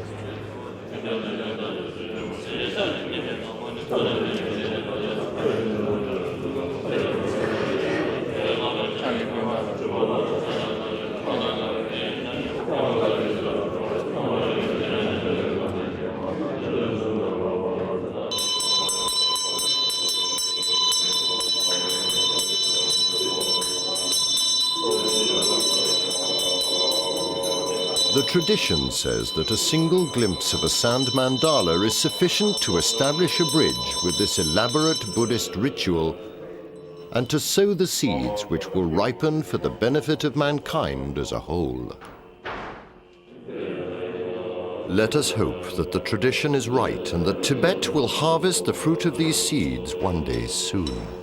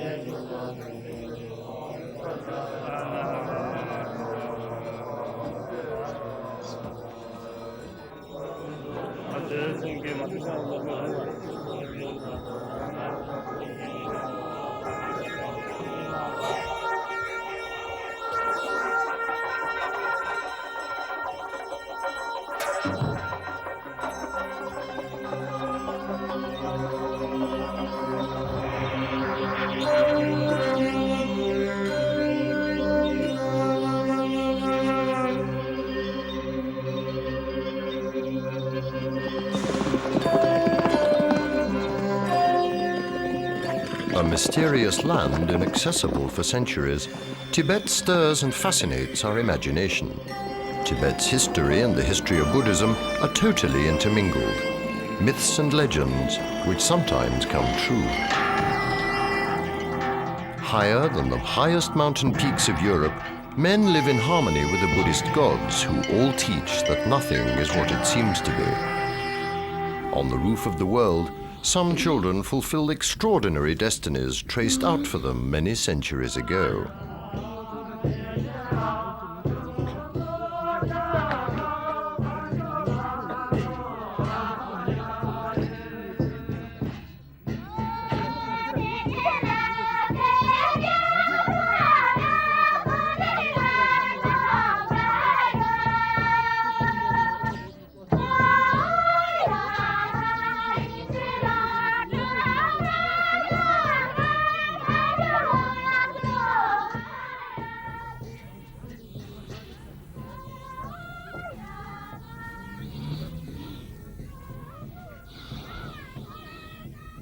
Ratak Punso is 2. He was not born in the kingdom of the snow like his ancestors, but in Darjeeling in northern India. But in the room in the monastery of Sanada where he lives, he dreams of Tibet, the mythical country where tradition says he lived many years ago.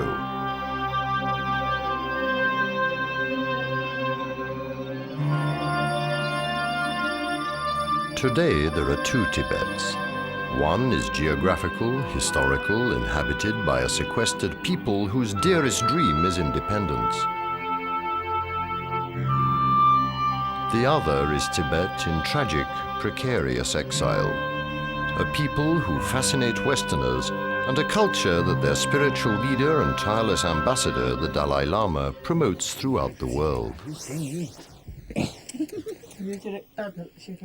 Ratak Punso is a Tibetan child who was born in exile. Although he looks just like any other child, his life is extraordinarily different. He lives in a monastery surrounded by monks and his parents. Destined to assume high functions, he will be given an extremely strict religious education and, progressively, will only be surrounded by monks, his tutors and servants.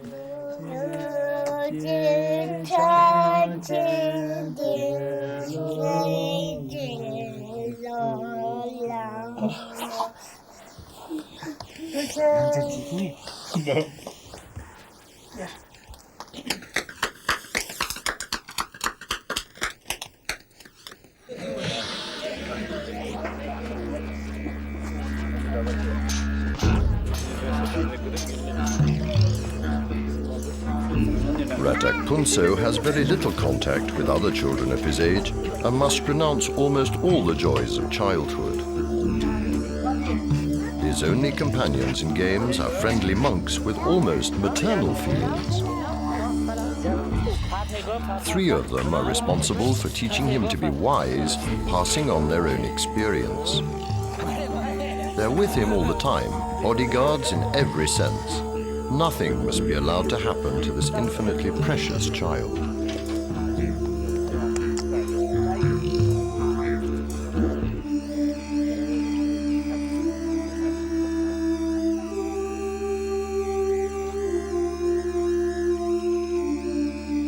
Darjeeling lies at an altitude of 2,500 meters in the foothills of the Himalayas on the road to Tibet.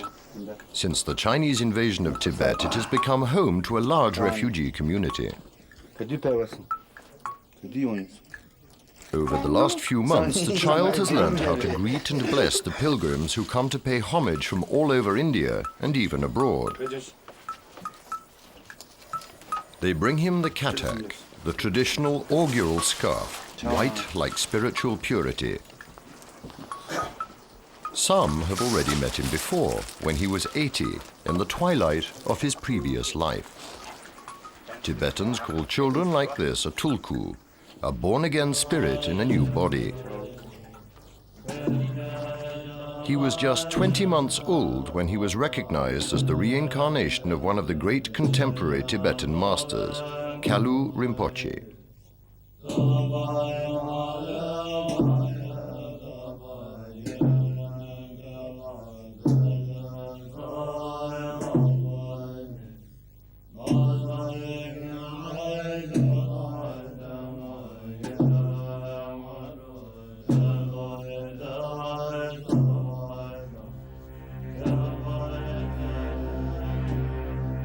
Khenpo Kalu Rinpoche was born in 1905 in a tiny village in Kham, the great province of eastern Tibet called the country of 4 rivers and 6 mountains. Most people think of Tibet as a single vast expanse of snow-covered high plains. But the Kham, on the frontier with China, although hilly, is a verdant region reputed for the fierce independence of its village dwellers and nomads.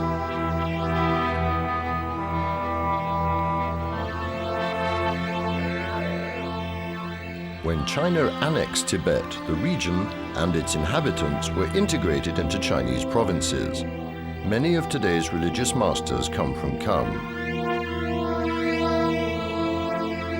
The previous Kalu Rinpoche studied in a monastery. His teachers noticed at once his exceptional gifts for understanding sacred texts. He became a Grand Master of Kagyu, one of the 4 influential schools of Tibetan Buddhism.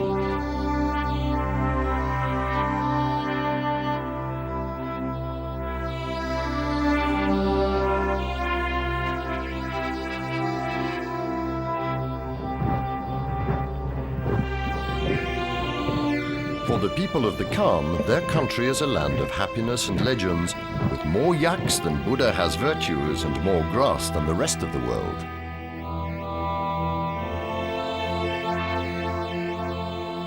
The Tibetan religion is called Lamaism because lamas play a major role. The word Lama means master, but not all monks can use this title.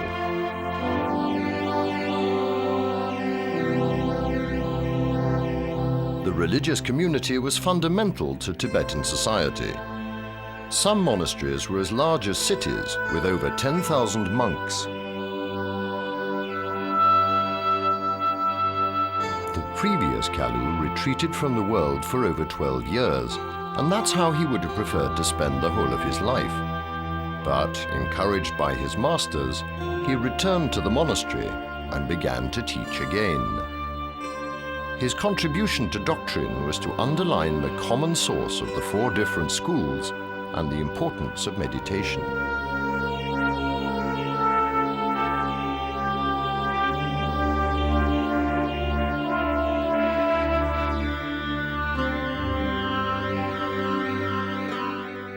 But Kalu Rinpoche's destiny was not to remain within his own country.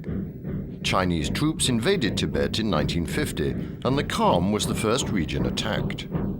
Despite the ferocious resistance of its inhabitants, the uprising in Lhasa in 1959 led to the flight of tens of thousands of Tibetans who followed their spiritual leader, the Dalai Lama, into exile.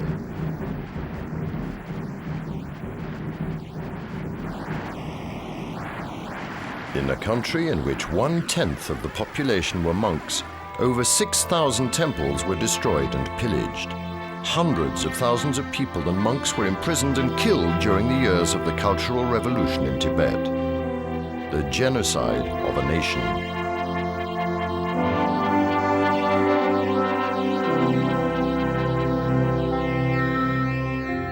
Kalu Rinpoche crossed the Himalayas with these refugees and settled in Darjeeling in India.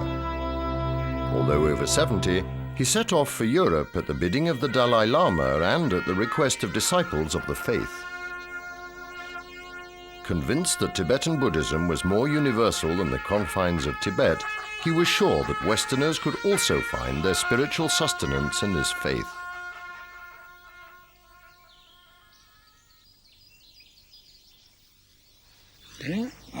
All men are in the same condition. All men have the same essential spirit, which is the same nature as Buddha's spirit.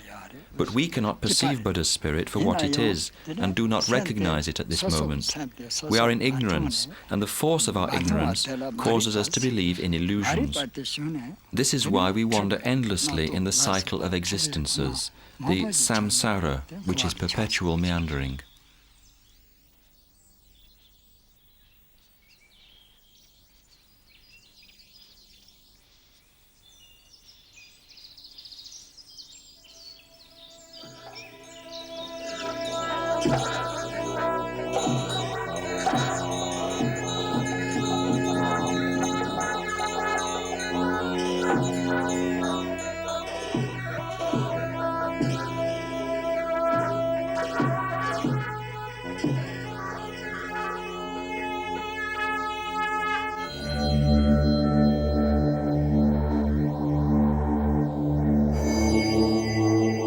Kalu Rinpoche died on the 10th of May 1989 in his monastery in Sonada at the age of 85.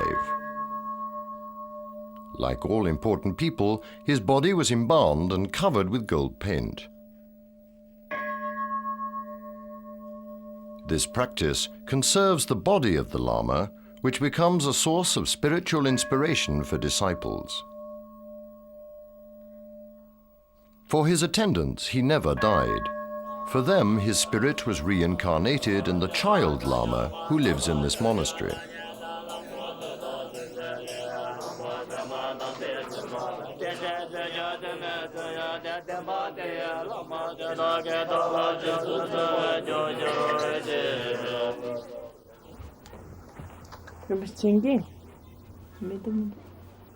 Identified by prophecies made by the defunct Lama, the child had to undergo tests of memory of his previous life, such as selecting objects which had belonged to the former Rinpoche from a set of identical items.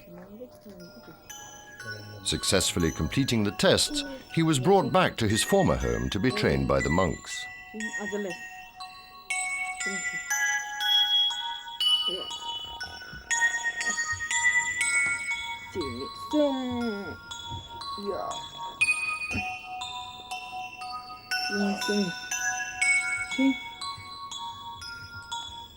Before his death, the previous Kalu Rinpoche had on several occasions revealed to his attendants and disciples his impressions about the place and the circumstances of his return.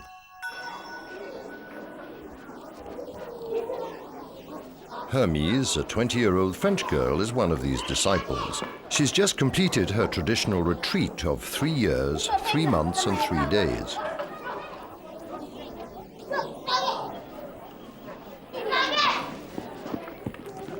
To be a disciple of Kalu Rinpoche is a tremendous opportunity because he was a great man, truly marvelous, an example of Buddha himself.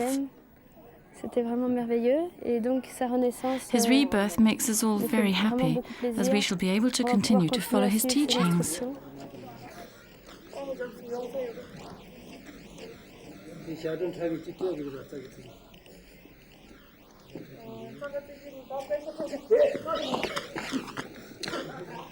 His spirit is the same as before, and to see him now, even though he's only 2 years old, is wonderful for us all. You can see resemblances with his previous life.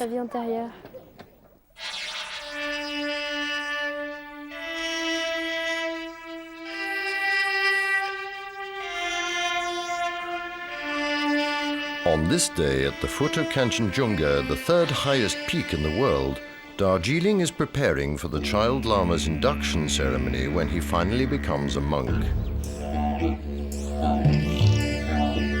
Only a Grand Master can officially recognize a tulku. The young Kalu was recognized by one of the most brilliant representatives of the Kagyupa school, Situ Rinpoche. He will preside over today's ceremony. We will follow that tradition strictly, and there will be particular prayers, ceremonies that are to install the reincarnation, and after which then people will celebrate by making offering, taking blessing, etc.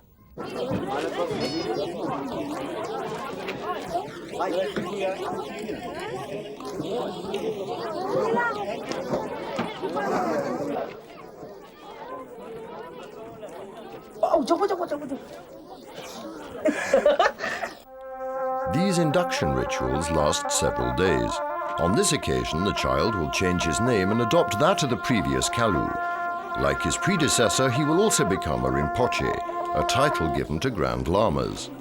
In Tibetan, Rinpoche means precious.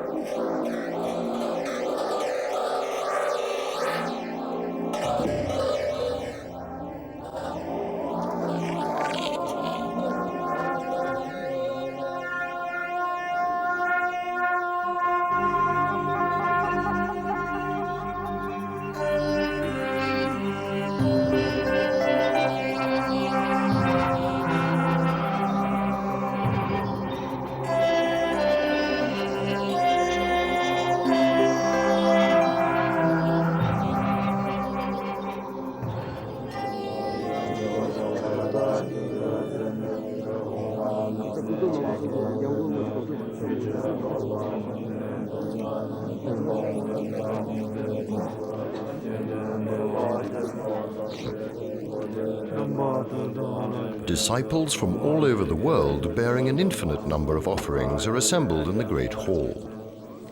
The offering of the mandala is symbolic. It represents the most sophisticated shapes, sounds, and perfumes in the universe. The Tibetans hope that the child on the throne will reveal the spiritual and intellectual qualities of his predecessor during his education. And we lost our first cradle Rinpoche. Now he comes back as second cradle Rinpoche. And now we all can see here in absolute peace.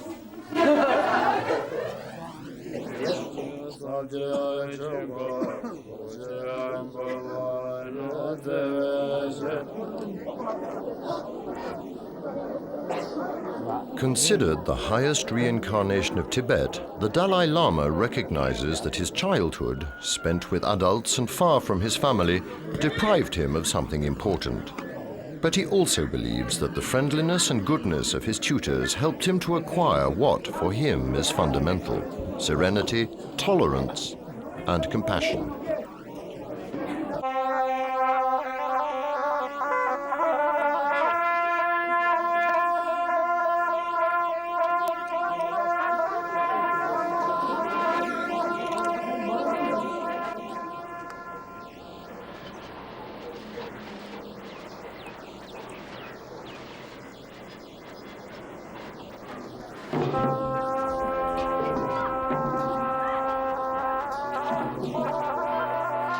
In Tibetan Buddhism, reincarnation is a basic tenet of the faith. Lamas are regarded as manifestations of the same person who returns to earth to continue his teachings and help other people. Lines of masters are uninterrupted since the 12th century. Tulku children are not considered as demigods, but as symbols of a human ideal. They are the conscience of spiritual Tibet. Lamas are there to transmit knowledge which would disappear without them.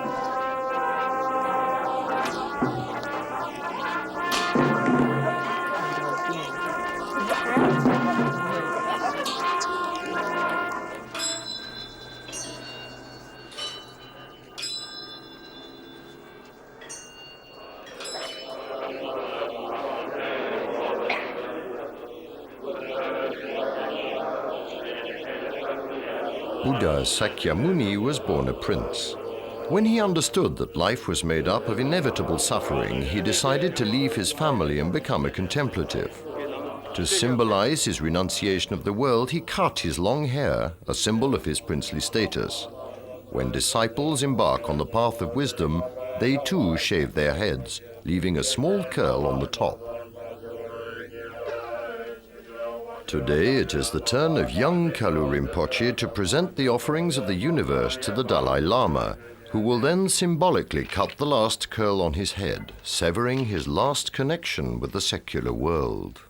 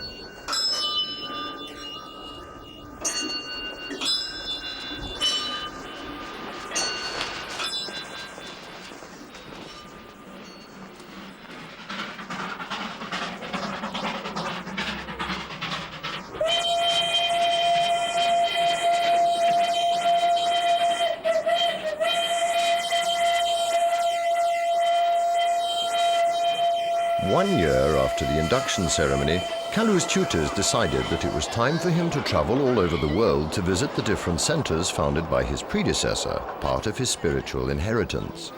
His first visit to exercise the duties of his strange destiny was to France.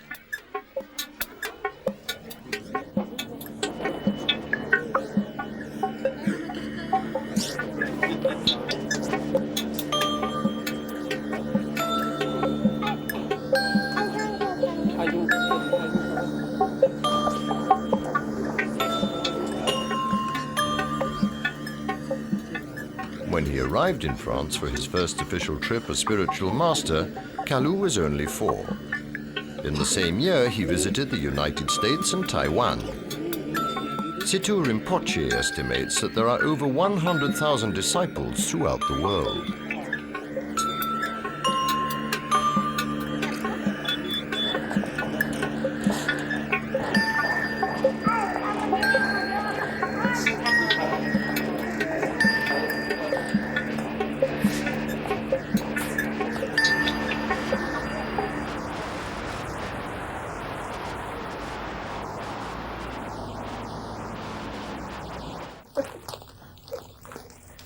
The rules of education have been slightly relaxed in exile, and Tulku children are now authorized to spend some of their childhood with their parents.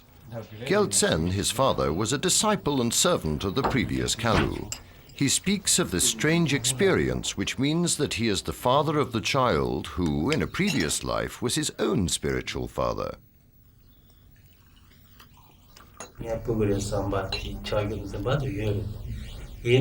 Of course, we all love children. And as the father of this child, yes, I love him as a father. But at the same time, I love him in another way, as the reincarnation of my master, as the reincarnation of someone who lives in this world for the good of others. That means I know he must receive a good education to be able to help other people. Quite frankly, I no longer think of myself as his father, but as a disciple who is helping him fulfill his mission as a spiritual leader.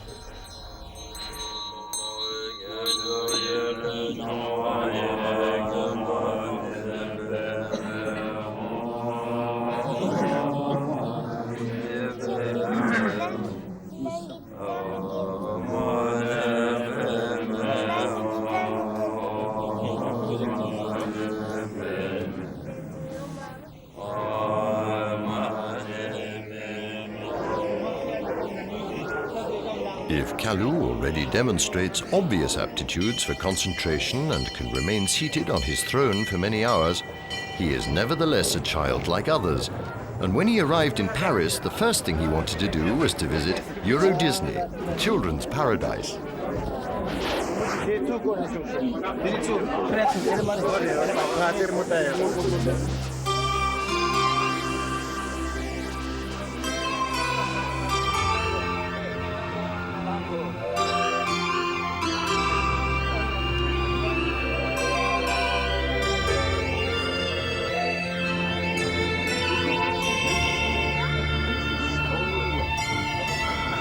Rinpoche was one of the first masters trained by the previous Kalu.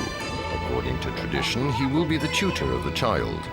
He uses the marvelous world of childhood as an example to illustrate a subject which often returns in Buddhist ideas, the immateriality of all things.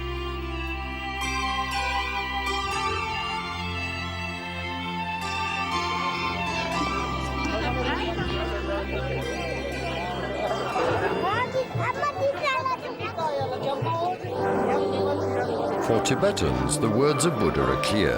Never take anything as real. Everything is an illusion. Doubt everything, even what I am teaching you, until you have confirmed it yourself by first-hand experience.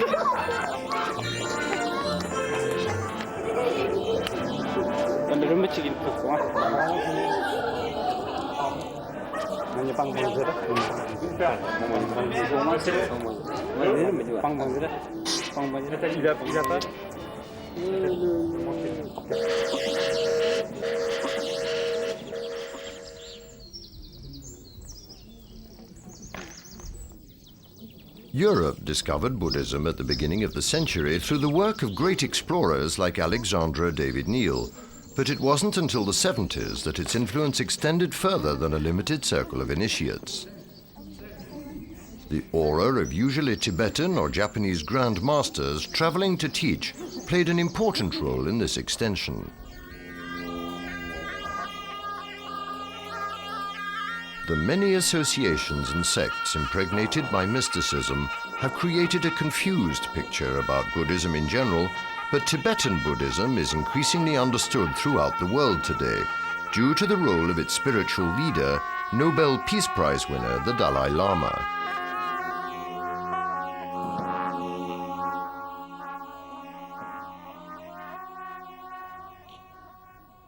Tibetan Buddhism has no gods nor dogma. Its doctrine, determined over 2,500 years ago, is perceived as a remedy for the sickness of modern society and provides answers to the existential questions of many of our contemporaries. Lama Child has been an adept of Tibetan Buddhism for the last 12 years. He lives in the Vajradaraling monastery in Normandy.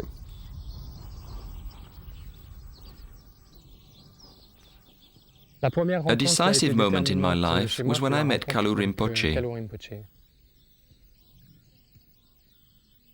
Kalu Rinpoche traveled extensively in the Western world during the last 15 years of his life. He set up many centers and visited us frequently, at least once a year. He visited all the centers regularly and had many disciples. Rinpoche left his body and is now reborn in another, much younger body. But he continues his work because he is still a support for devotion, and even if he is a child, he is nevertheless our spiritual master.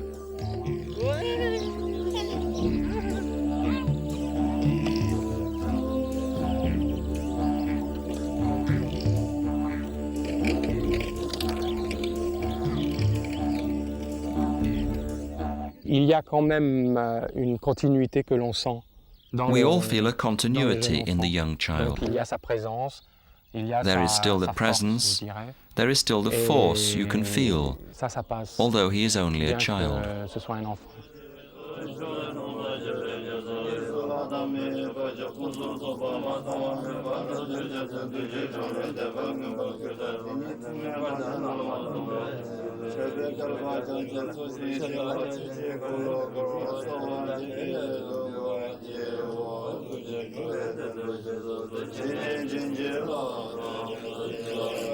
The disappearance of Tibetan culture would cause irreparable damage to religious history. The Chinese probably changed its course when they invaded Tibet and expelled the monks. A flood of refugees bearing precious teachings kept a secret for so long suddenly materialized in the outside world. As a consequence, this dramatic exile led to propagation of this culture throughout the West.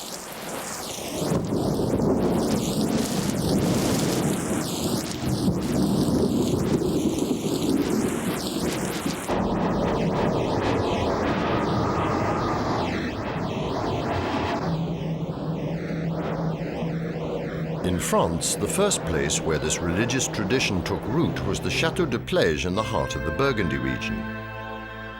Vézelay, Cluny and Thésée are not far away, and throughout the centuries, the rolling hills of the Morvan have always been a source of spiritual inspiration. In 1974, disciples gave Kalu Rinpoche the Château de Plège to found the Kagyu Ling Center, the first monastery in France open to Westerners. Directed by 4 lamas from Bhutan and Tibet, its temple is now the largest in Europe.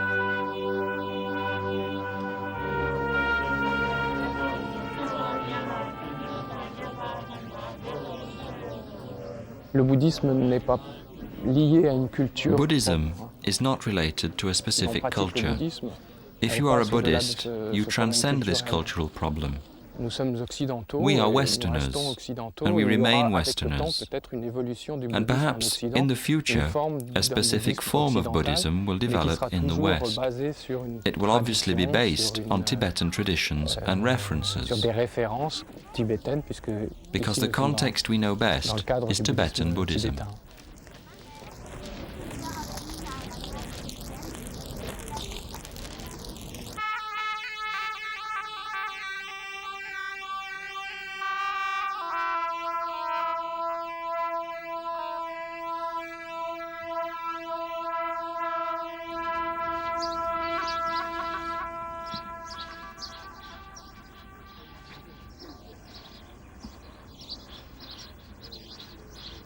Officially recognized in 1986, Buddhism has become a major religion in France, and today there are many places of worship, more particularly for Tibetan Buddhism. This is probably because in Buddhism of the Grand Vehicle, there are fundamental and universal precepts which disciples adapt on an individual level. Everybody can attain spiritual fulfillment, and not just monks. The faithful in Kagulin were waiting for their new master, like François Mingyur, the bursar.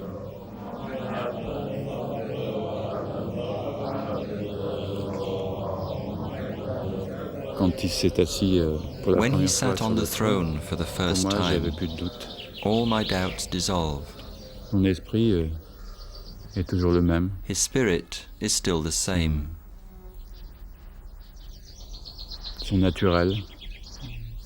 His nature is difficult to express. Kalachakara Rinpoche was like that. He was different.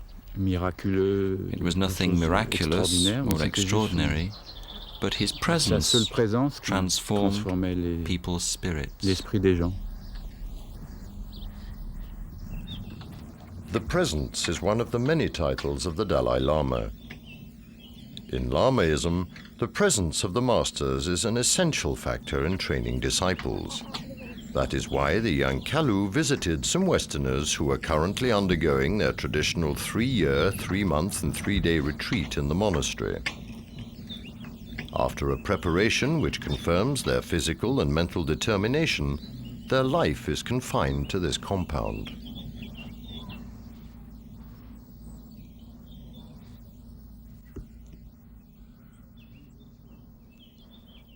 In their retreat, they meditate, alone or together, speaking little or not at all.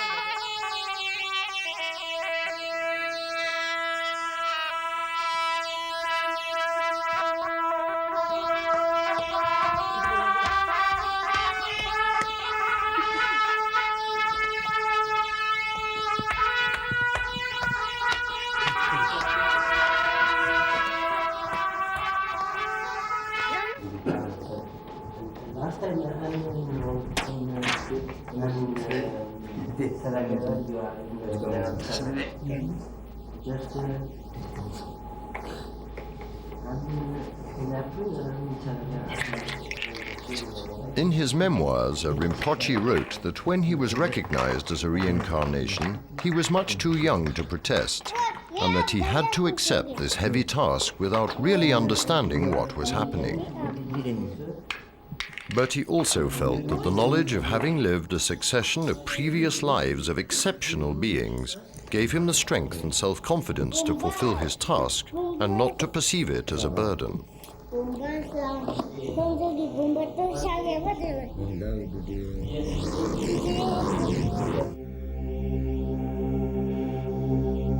Although Buddhism is not an evangelical religion, it is attracting more and more disciples.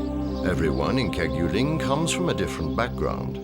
Annie Rinchen Wangmo has been living here for the last 10 years.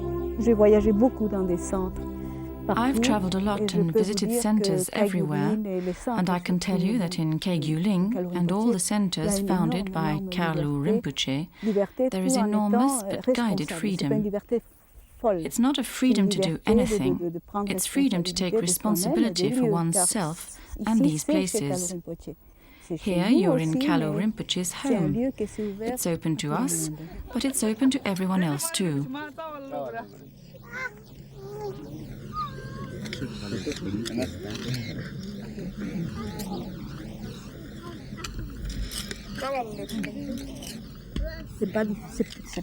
This place is open to all, and the main rule is respect for others. Everyone has their own fantasies, each of us projects our emotions, our fears, and so on. We need the lamas to direct us, to help us support these conflicts, and to change.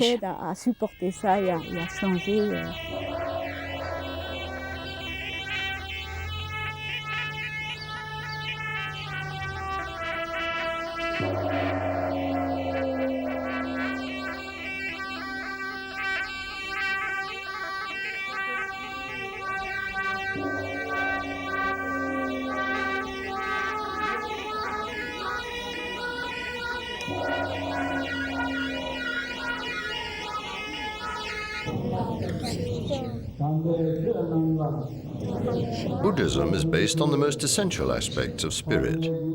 It is not limited to a nation nor a time.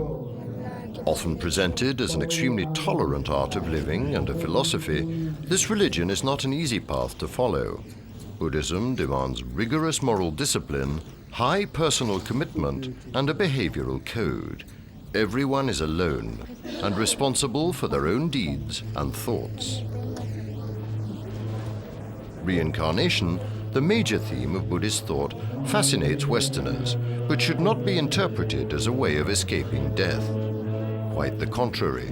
In Buddhism, man aspires to the destruction of ego and to liberation from the infernal cycle of reincarnations. What is actually called reincarnation is, in fact, the continuity of a subtle conscience.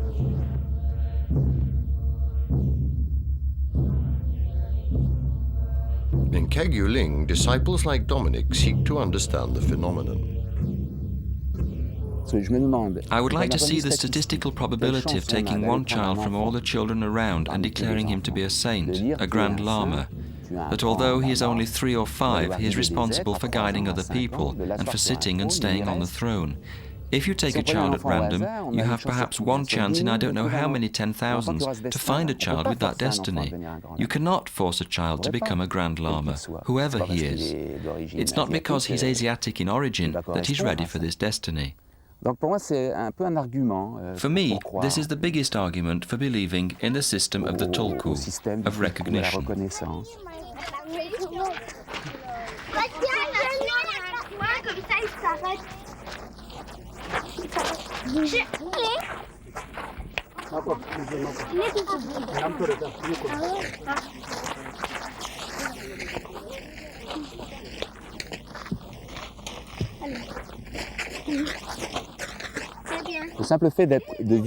The simple fact of living here gives us visual contact and feelings. We are in an environment which is impregnated with something. It's a subtle form of contact that even tourists feel. All share this extremely subtle form of impregnation. This has nothing to do with brainwashing. It's something that makes us completely free. There's a space, and we live in this special space.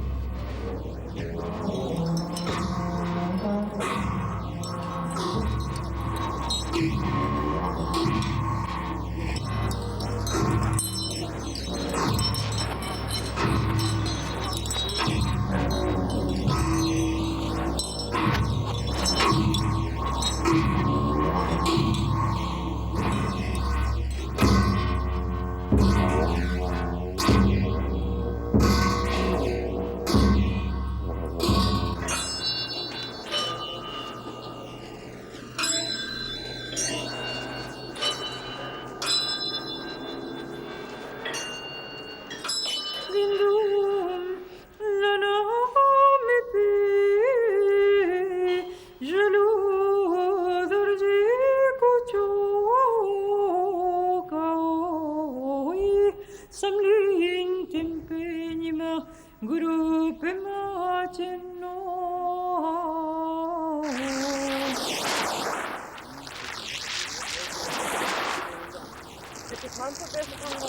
Tibet, life in monasteries has always been tough, and young novices must spend their youth in learning thousands of pages of basic texts by heart.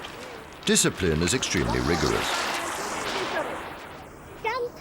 The most brilliant then begin to study a wide range of subjects such as logic or astrology, and learn deep meditation under the surveillance of attentive and extremely demanding masters.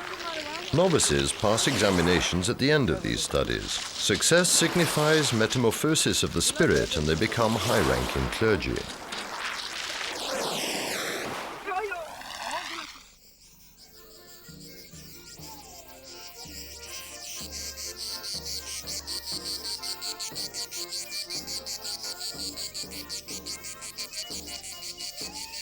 Kalu Rinpoche will undergo this study program.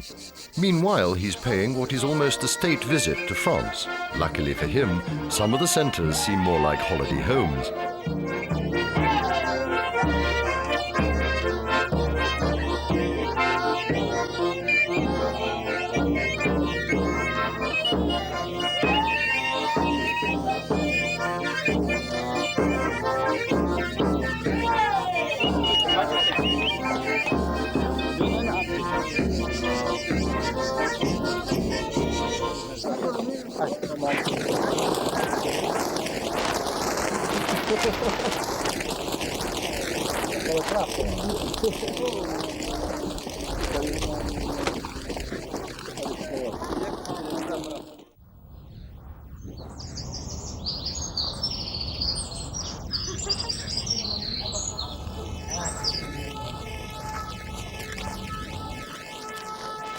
The Kagyu Dzong Buddhist Center in the Bois de Vincennes in Paris organized a party to celebrate Kalu Rinpoche's 4th birthday.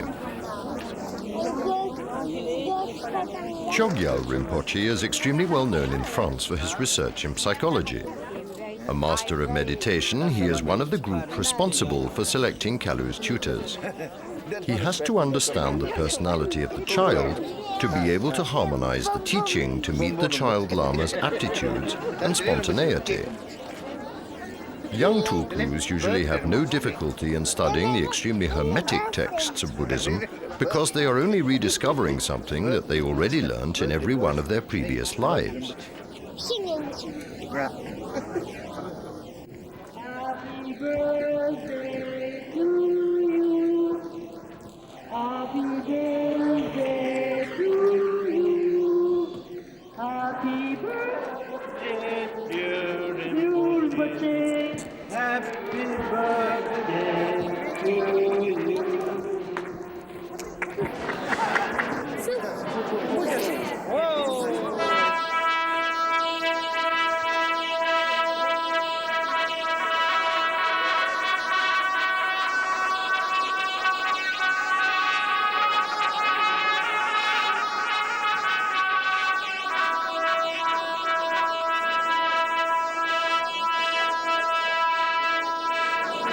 For lamas who knew him, the spirit and the spiritual qualities of the previous Kalu Rinpoche were extraordinary.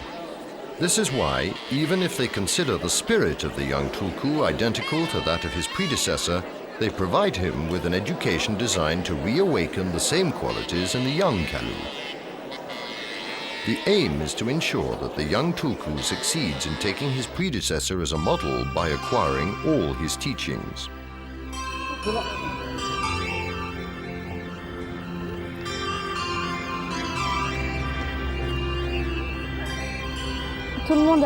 Everyone has the potential of Buddha, but he is a tiny Buddha.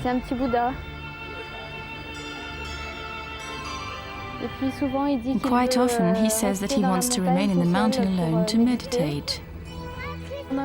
During the rituals, he can remain seated for 2 or 3 hours without moving. He enjoys the rituals, and often during the day when he's playing, he says, "Good, well now I'd like to go to the ritual. I want to sit on the throne and then meditate." For him it's not something difficult, it's quite natural.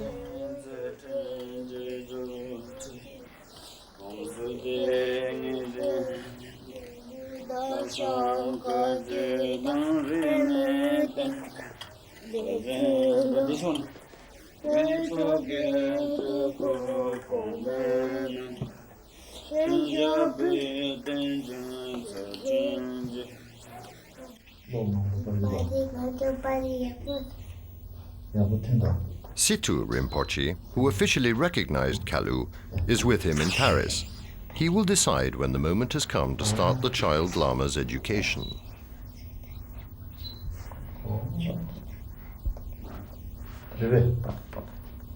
Of course, he's a child of 4-year-old. At the same time, he also have lots of maturity beside being the child. And for example, he quite often says that when I learn more, when I receive more teachings and practice more, then I will be able to teach people very precisely. And so that way, he already know he have to study, he have to practice, and then he have to teach.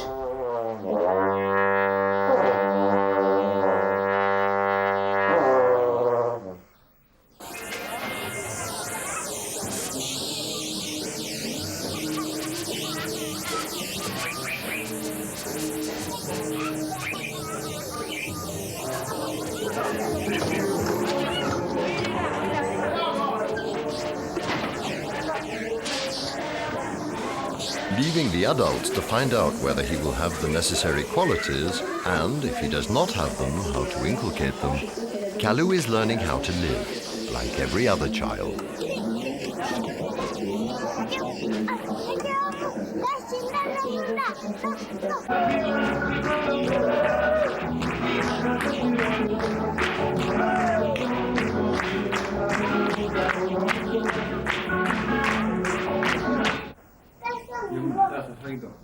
Kalu Rinpoche will soon be leaving France to continue his travels elsewhere.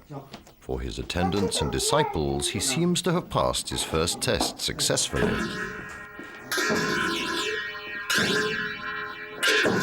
Although always prudent, his father, Gyaltsen, seems convinced that everything will happen in accordance with the tradition.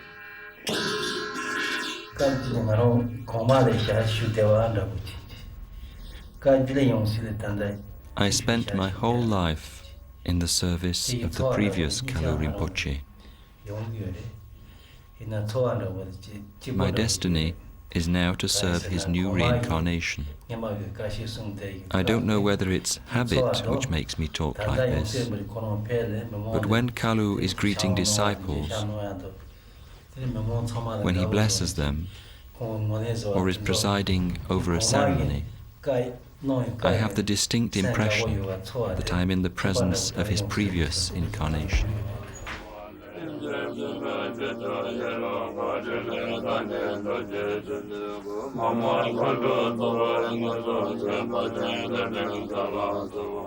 In a few years' time, this child Lama will probably be one of the new grand spiritual masters of Tibet.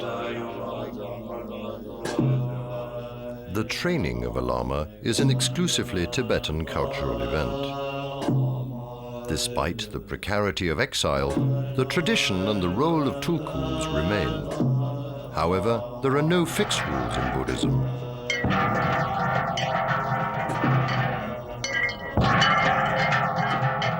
The Dalai Lama states that he will reincarnate as long as the principle of the line of reincarnation is useful to his people. But if one day this tradition becomes an obstacle to the progress of his country, it will cease.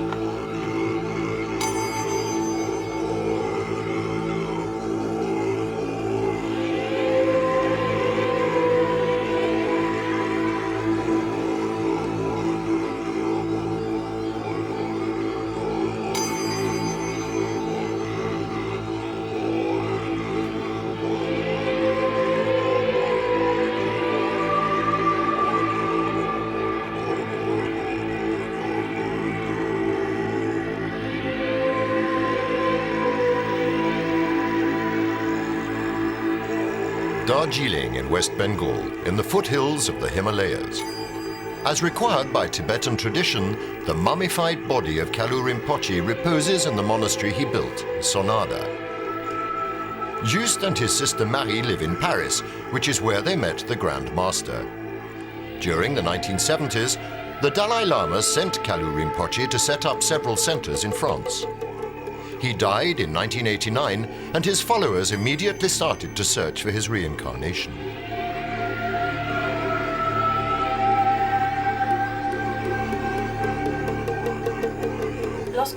When I entered the temple and I saw the face of Kalu Rinpoche, it was like a bolt of lightning. I'd seen him in a photo and as a statue, and they really looked like he is in reality. I found it difficult to believe it was the Kalu Rinpoche I'd known.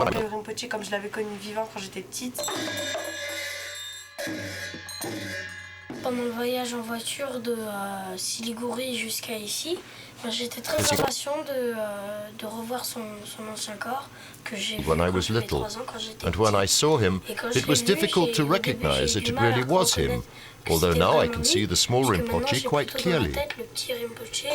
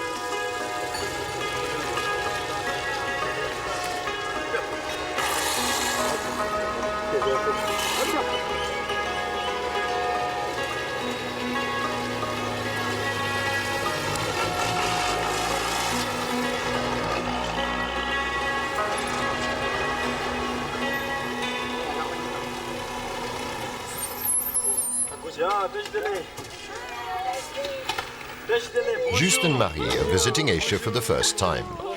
They're traveling with a friend of the family, Hermes. She's a Buddhist and has already completed her 3-year retreat with the monks in the monastery. This year, far from their parents, Christmas will be very different from usual. Today, after traveling to Delhi, they have arrived in Saligara in the plain of Bengal. This is where their young Tibetan friend Kalu Rinpoche lives, surrounded by monks. Kalu Rinpoche is a child Lama, just 7 years old. 4 years ago, he was recognized as the reincarnation of the previous Kalu Rinpoche, one of the most important Tibetan Grand Masters and probably one of the best known in the Western world.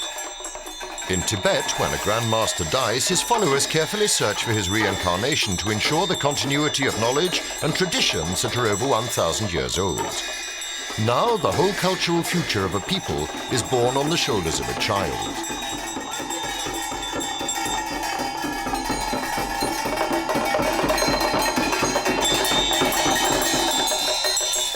Since the child was enthroned, he has been to France several times. This is where he made friends with Hermes as well as with Juste and Marie, whose parents were among the first to welcome and support the Tibetan refugees.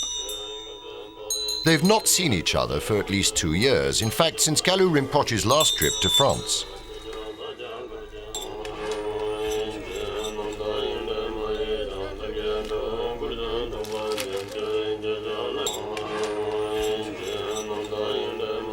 When we were back in Paris, we really had to think very hard about what we could bring him as presents, so we chose society games.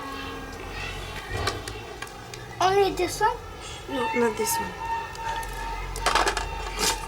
If you want to eat this one, you do like this. Kaput. I will eat this one. Yes, the white eats the black and the black eats the white. And if you eat everything, you win.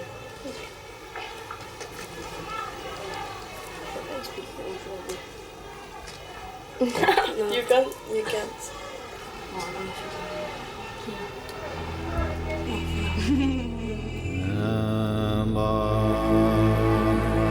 「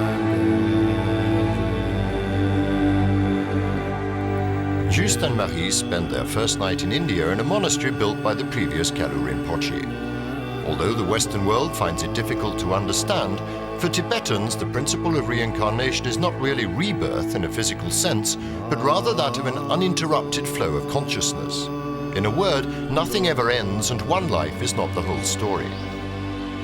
My parents met Khalu Rinpoche in his other life when he was old. I was about 3, and my parents were extremely Buddhist, and they knew Khalu Rinpoche a little, and I used to go and see him in front of his altar, and he used to give me tangerines and fruit, which he had beside him on a tray, and that's how we became good friends. And I liked him very much, and he liked me too. We were often together, and that's how I met Khalu Rinpoche. The former Khalu Rinpoche always liked Juste. Juste doesn't really remember too clearly because he was only 3 at the time, but when Juste saw him in the temple, he used to run to play with him. But Mummy used to try to stop him and tell him to sit down, but Khalu Rinpoche used to say, no, let him do what he wants, let him discover his feelings. This is really very good for him. He was a very, very good person, very, very nice. Khalu Rinpoche and Juste got on well together, and when Khalu was reborn, that friendship continued. They like each other just as much, and now I hope they'll be together through all their different lives.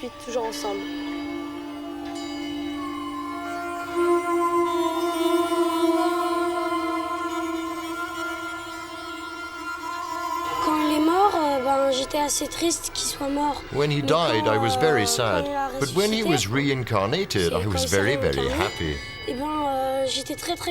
And he's still my friend, even my best friend. All around the monastery, excitement is growing to fever pitch. The children are here to attend a most important event, the Kalachakara, an extremely specific teaching ceremony held in public. The teacher is the Dalai Lama himself. Whenever a Kalachakara is announced, tens of thousands of Tibetans rush to be present, including most, if not all, the Tibetan refugees exiled in India, Ladakh, Spiti, Sikkim, Assam, Nepal, and the Bhutan. There are also over 3,000 Tibetans from Tibet, with or without authorization from the Chinese government. Meeting places are never left to chance. This is a major Tibetan cultural crossroads. Many months of work have been necessary to prepare to receive all these people. All the Buddhist associations help each other, and the Indian Army has also been mobilized for the event. Whole fields have been transformed into improvised villages.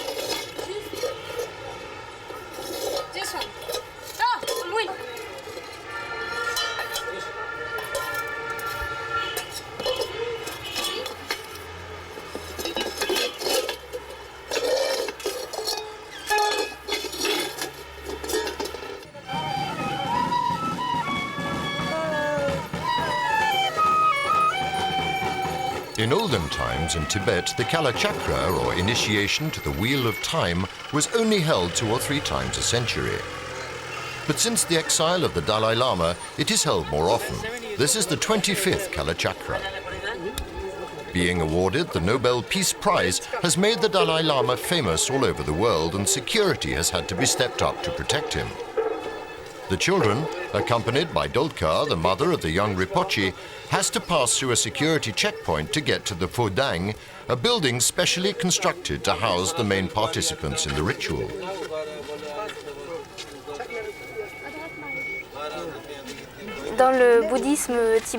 In Tibetan Buddhism, the Kalachakara initiations are really the most important cycle of teachings and initiation.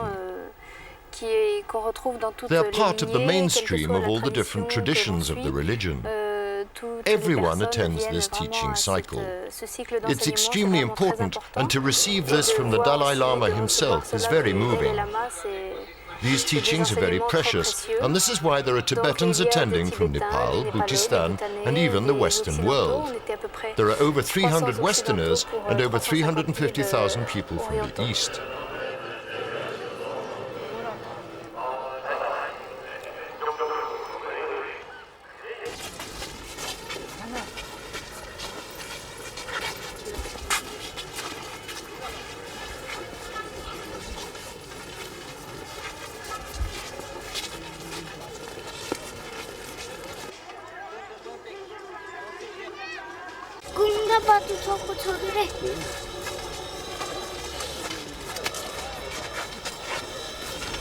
For the first time, the young Rinpoche is going to take part in this initiation.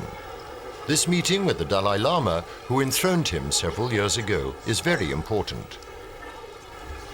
High-level teaching ceremonies like these are really meant for fully trained disciples, but their most symbolic part conveys a profound message of peace for all mankind. During the 5 days the ceremony lasts, 7 hours of teaching alternate with meditation.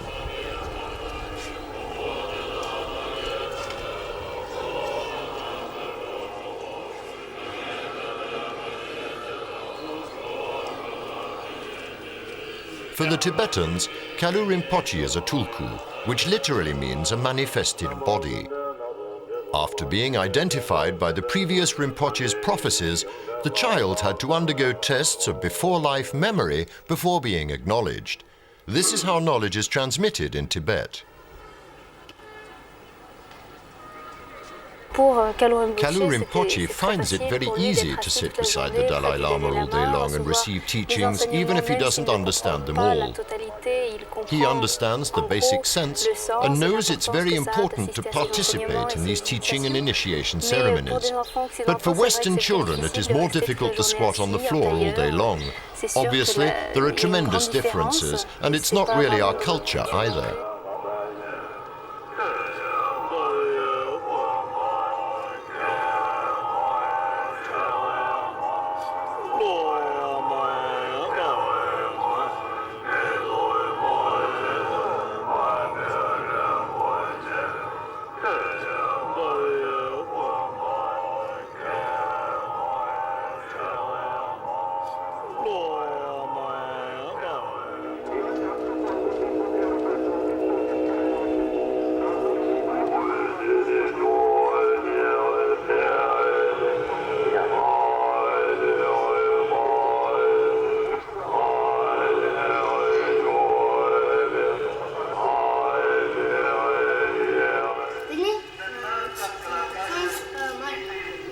Tell me, Hermes, do the French make things? Yes, we make lots of things, like trains and aircraft. What, aircraft too? Like the Chinese? The Chinese know how to make everything. Just look at everything the Chinese make. Everything always has Made in China written on it. Well, sometimes it's written Made in France. No. Oh yes, sometimes. No. And the Chinese who are fighting the Tibetans, what about them? Those are different Chinese, they're not the same. Yes, of course they are. No, they speak different languages.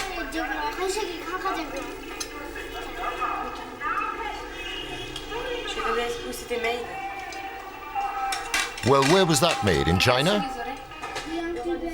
No, that was made in Tibet. And that was made in Tibet. Tibet, everything was made in Tibet.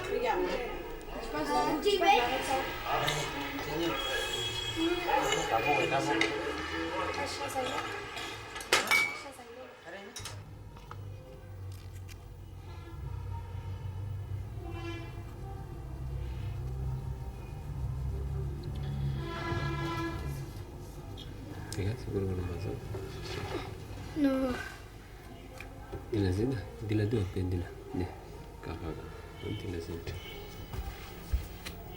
Now he's 7, Kalu Rinpoche is being educated just like all the other pupils in the monastery, even if much greater care is devoted to him.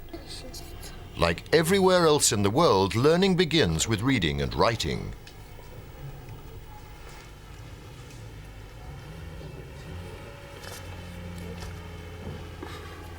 Tibetan religious education is more particularly designed to stimulate the mental faculties. The first phase is to develop memory. Learning text by heart is supposed to teach children basic topics they will never forget.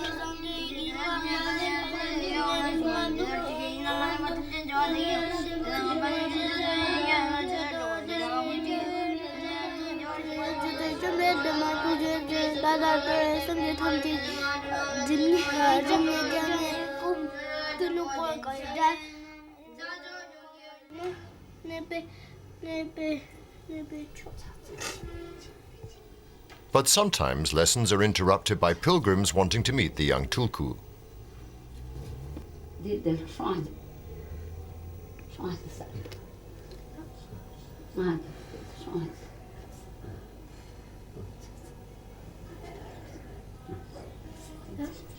The Dalai Lama recommended that the child should always have 2 teachers.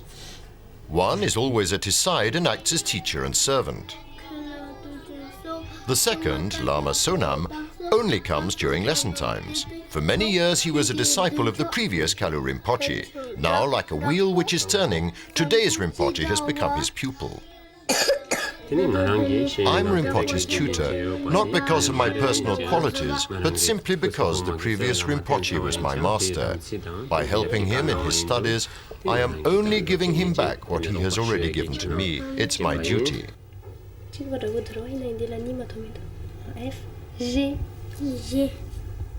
After Tibetan comes the French lesson. Hermes knew the previous Kalu Rinpoche well, and the child Lama has renewed this friendship quite naturally. H. I.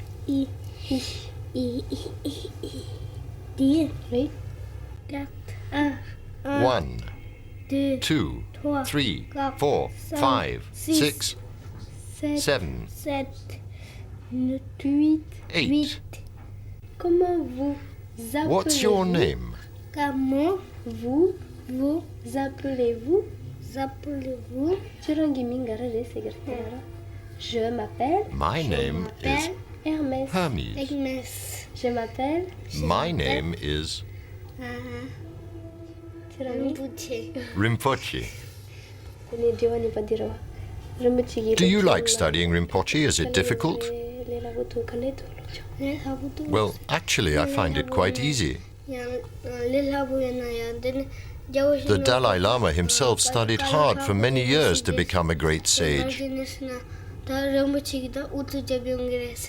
The Dalai Lama is the most erudite of all the tulku.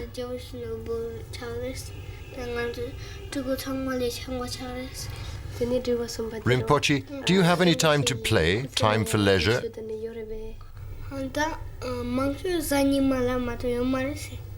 I only have Sundays off, and that's not really off because on Sundays I have to perform the rituals. But sometimes I can watch television after the meal. I'm just too busy. I have no other free time.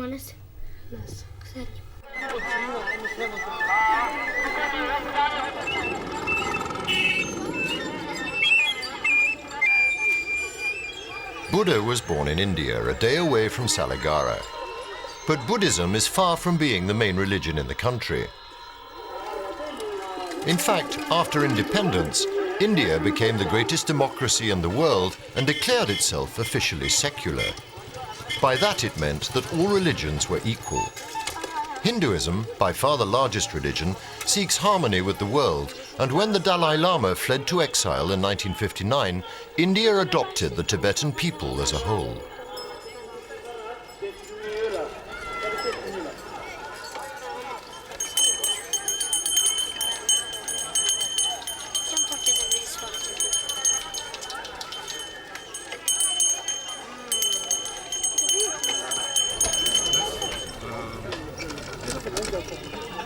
At the start, we were a little frightened by the poverty, the clouds of dust, and all these crowds, but we soon felt at home.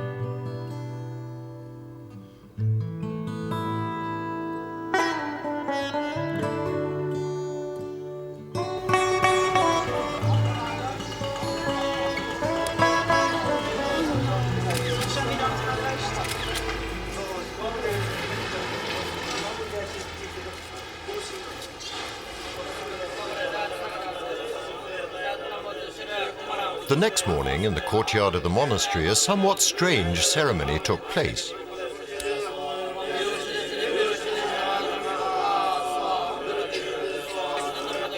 The previous Kalachakara Rinpoche was very fond of animals, and even more particularly of fish. At the end of his life, he even set up an association responsible for collecting funds to organize the release of captive animals every month. This morning, the monks went to the market to buy live fish. After their prayers, Rinpoche pours a nectar made from long-life pills into each barrel.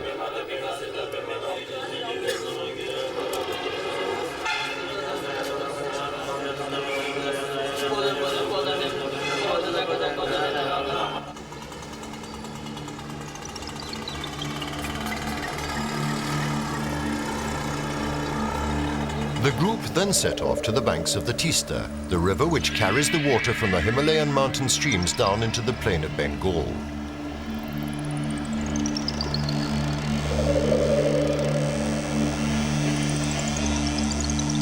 Le fait de libérer des êtres vivants, liberating live animals means prolonging life, removing obstacles, disease, illness, wars and disorder. So it's a virtuous and beneficial act. And this is why we strive to free them.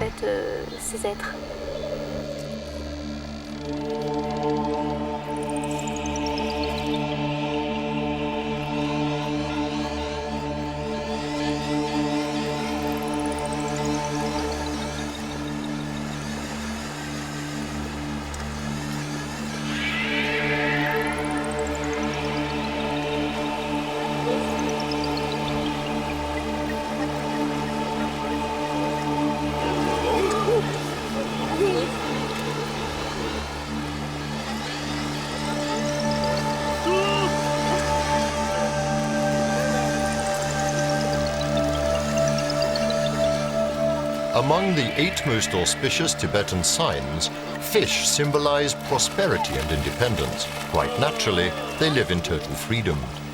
And as they keep their large eyes open underwater, they know how to avoid every sort of danger, such as falling into the samsara ocean.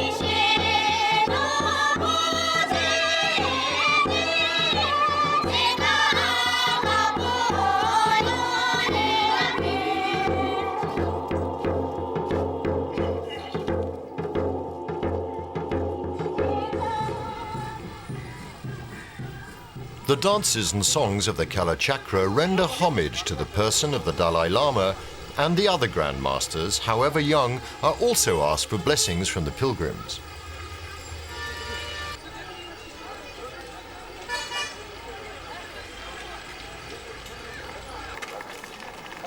A class of young Tibetan refugees from Darjeeling has descended from the mountains to meet the man they still consider as the spiritual and temporal ruler of Tibet.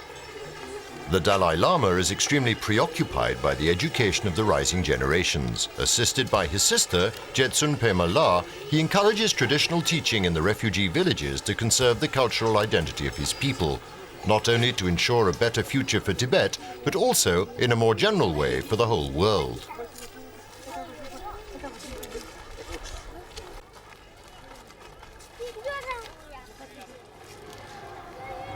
You see, there is clear sign. Everybody now pay much attention about importance of education, but not a similar, not an equal amount of attention. Not equal amount of pay attention about development of warm heart. I think that's the problem. Now many problem now having not lack of education, but lack of warm heart, good heart.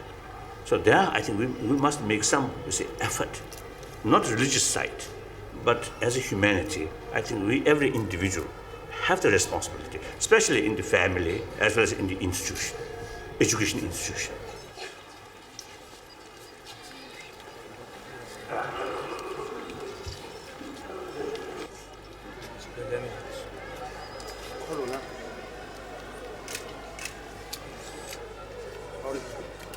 Saturday, Monday,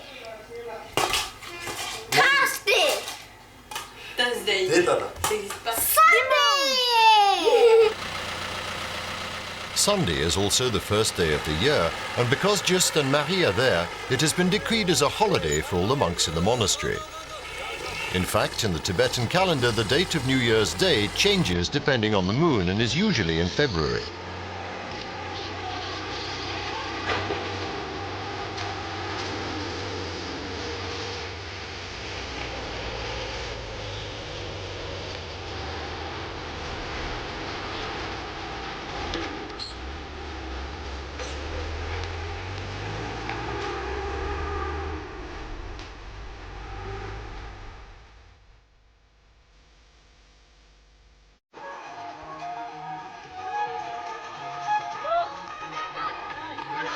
Traditionally, Tibetans have always adored picnics, and today everything is permitted.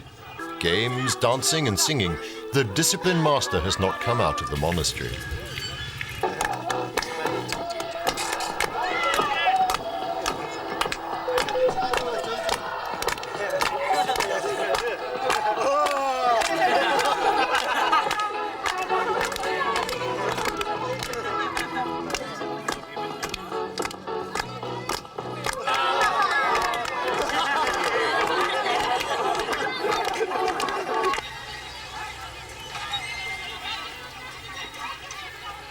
For me, Rinpoche is like a friend, like anybody else, except that he's the reincarnation of Rinpoche.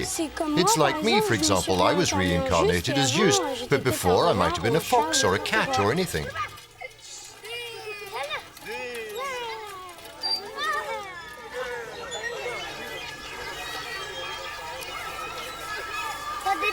So there aren't any lessons today? No. Why? Because today's picnic day. So nobody's working? Nobody's going to the office? No, because it's like New Year's Day for Westerners. And for the Indians too? Yes, for them too.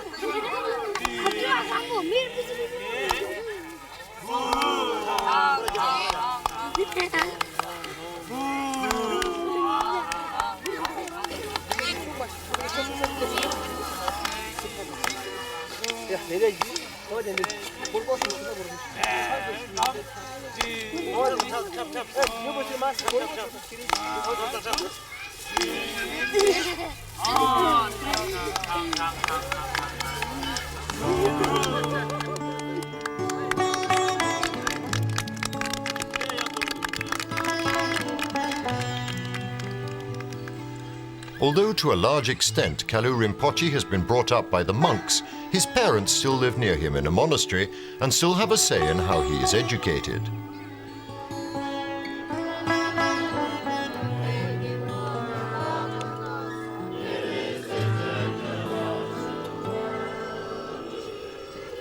However, the child is growing up, and soon he will have to obey the very strict discipline, rather like that in public schools in the West. His parents, Dolkar and Gyaltsen, will then have to leave him. He will have to face the responsibilities of his destiny as a spiritual guide alone.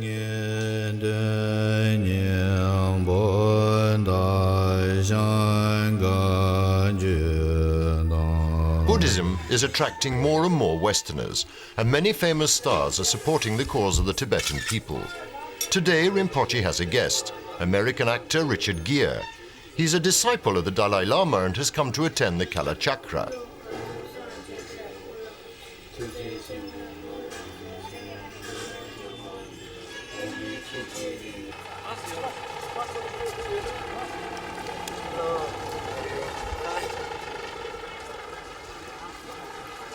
Buddhism started to attract me. And I think because of its radical nature, its revolutionary nature, of questioning everything, and very scientifically so. The radical difference between Christianity and Buddhism is that there is no creator God, obviously, in Buddhism. And I think logically, it's the only possible explanation. There is no beginning to consciousness, there's no end to consciousness. And what it does, ultimately, if you follow the argument out logically, it puts ultimate responsibility back on yourself for your life experience.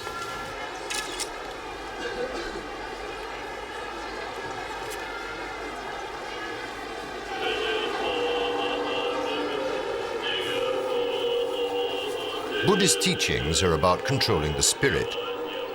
Buddhism is rooted in compassion and self-abnegation, and the Tulkuls grow up with these precepts.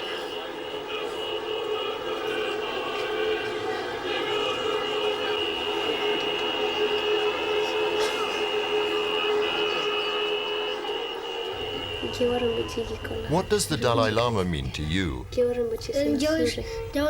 Well, there's no one more important than the Dalai Lama. He was born before me, before both of us, and now he's a very important person, a sage. One of his names means precious jewel and conqueror. He really lives up to his name. He's a precious jewel.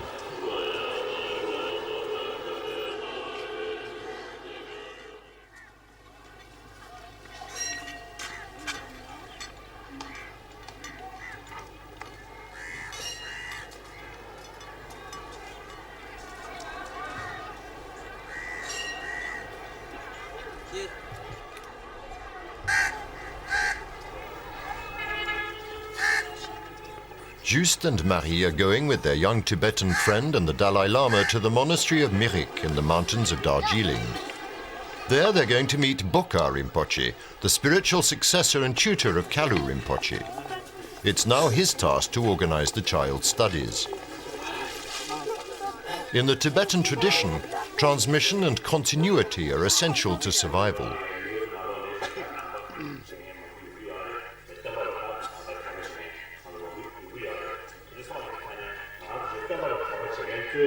Bokar Rinpoche was the closest disciple of Kalu Rinpoche and has now become his tutor.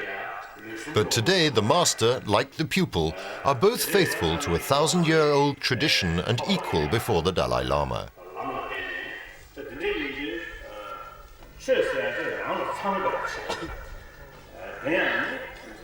As the Kalachakara proceeded, Kalu Rinpoche became very busy, and so we had less and less time together for playing.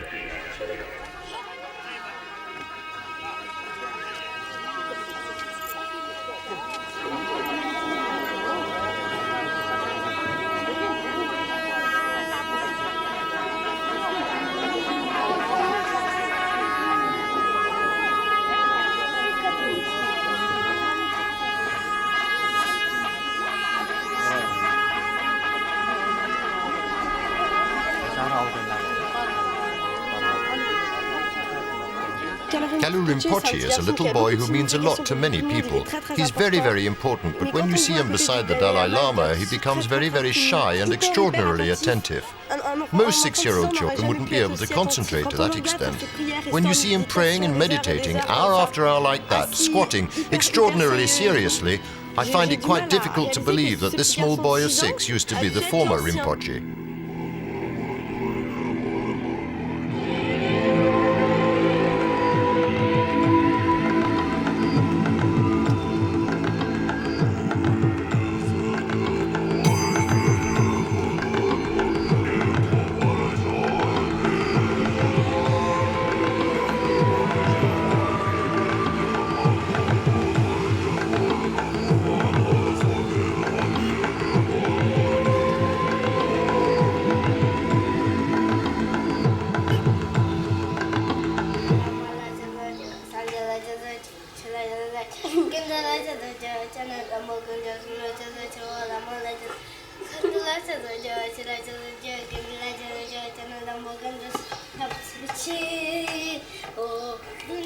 Although we don't speak the same language, we do understand each other perfectly.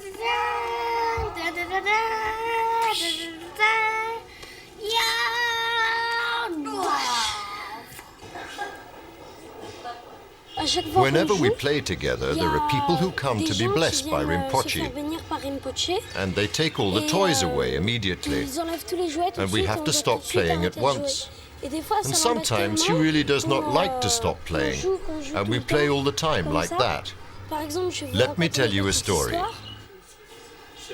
Once there were so many people who came to be blessed all day long that he got really fed up, and so he blessed someone with a plastic toy.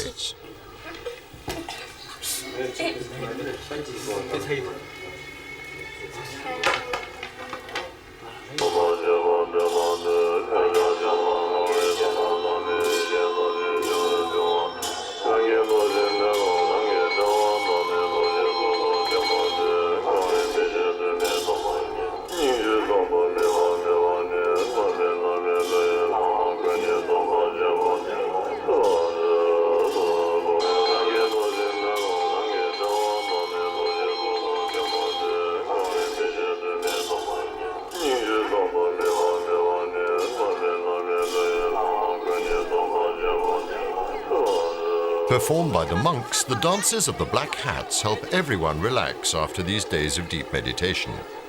They also herald the approach of the last, the most important day.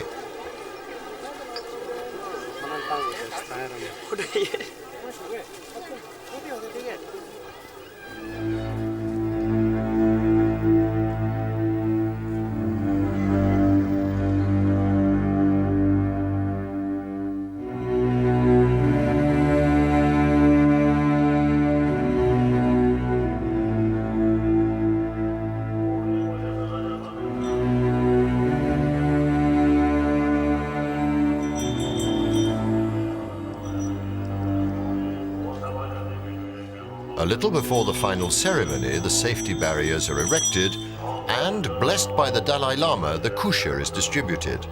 This herb apparently has purification properties. It is nicknamed the herb of dreams, as, placed under the pillow and the mattress, it makes dreams clearer and more precise, so that it is easier to find and follow the spiritual path. All the followers will be given some of this herb.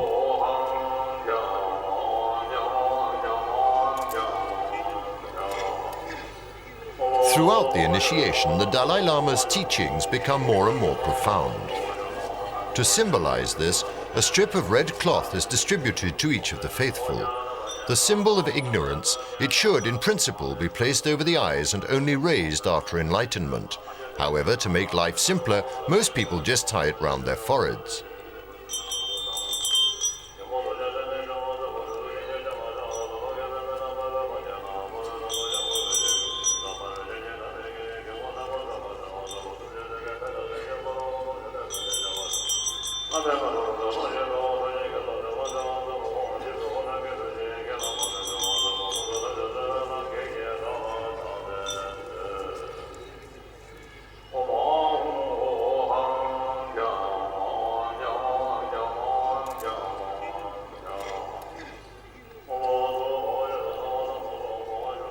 For the event, the great lamas and tulkus wear a special braided bonnet decorated with a jewel.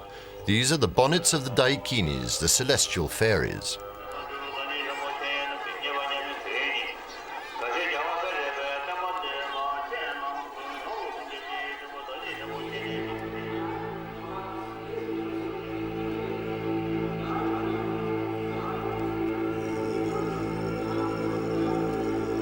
The Dalai Lama likes to say that Buddhism is a bridge between religion and philosophy. These days, many of the Grand Masters are no longer with us, and the Dalai Lama is surrounded by a nursery school of tulkuls ready to take their place.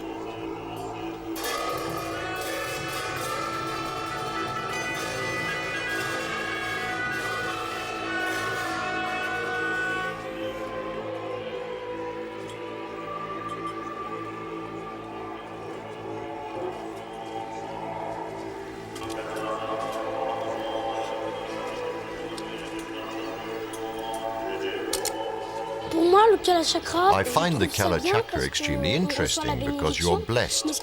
But what's a little boring is that it lasts for hours and for hours. You don't understand anything. You listen, and the Dalai Lama speaks to us, but the words don't mean anything. But I'm sure if I understood what he says, I really would enjoy it.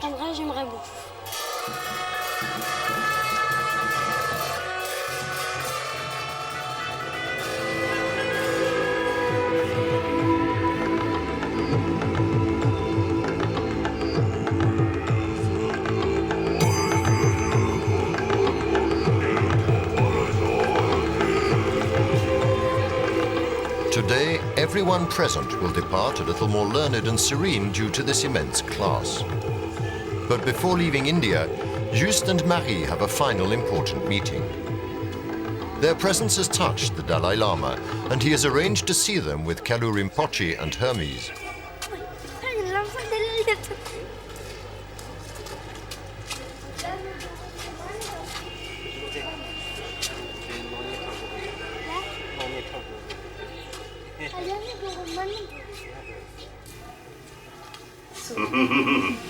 What do you think about another life on another planet?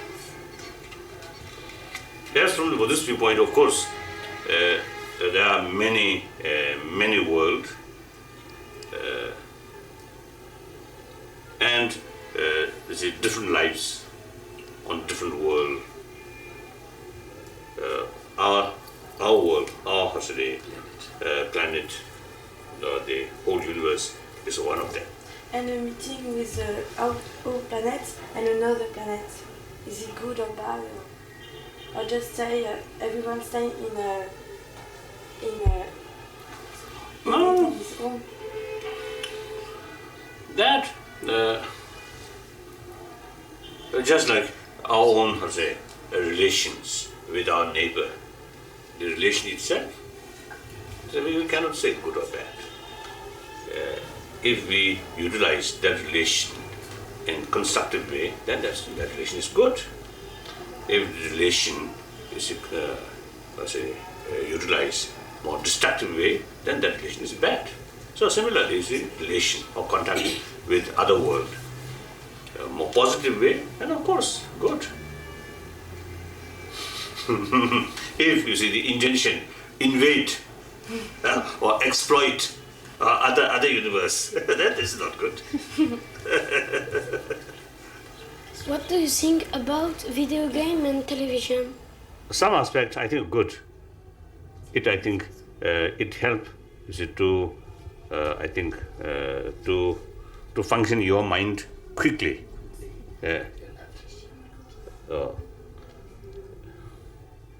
Then some other thing like war game, or killing or shooting. This I don't know. I have some reservation. One way, of course, just as a play. But through that way, eventually, there may be, influence in our mind. More, killing or fighting become something normal way. So where did the spirit come from? spirit here, I think, means something related with mind. So mind is concerned the continuation. Without continuity, the mind cannot come, certainly. Of course, it's like the particular mind, of course, is due to some other factor. It came. There's beginning, there's end. But because of the new body, some aspect of the mind also be new, differently. So, like Rinpoche, basically the same, being, the same, the continuity of the mind, but because of this is a new body. So this new body, unlike the previous tin body, now this is much more now. Because of much more fat. Much more fat. So accordingly, it's some different mental sort of aspect. But basic, the mind or spirit is continuation. And you, Rinpoche, do you have anything to add?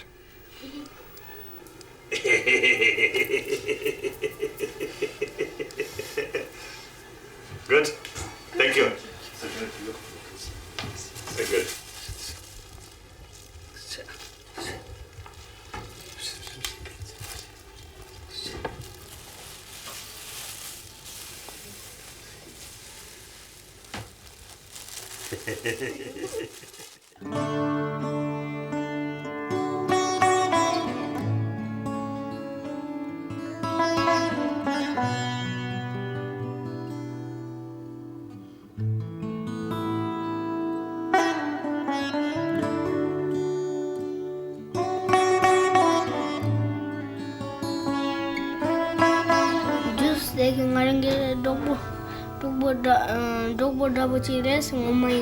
Juste is one of my friends, a real friend.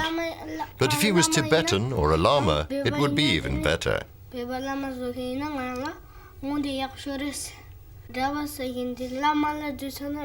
if you don't become a Lama, you remain outside Buddhism and wander, searching for the right way. Whereas a Lama tries, through Buddhist dogma, the Dharma, to seek the way to the pure paradises.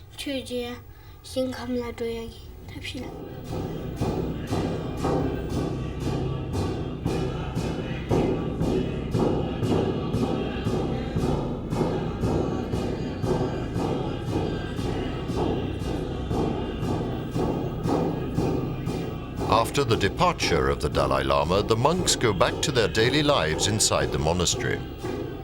In the very precarious circumstances in which the Tibetan diaspora exists, will it be able to conserve this age-old wisdom in the years to come, a wisdom which is as relevant today as it was in the past?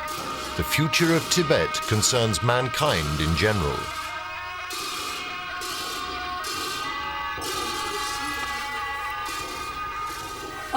Goodbye, Rinpoche.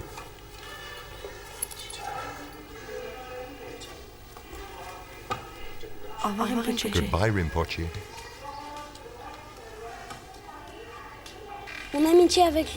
My friendship with him is very different. It's not like with my other friends, because I have to have much more respect for him. And that's why it's not quite the same thing. But that really doesn't change anything for me. He's one of my best friends all the same.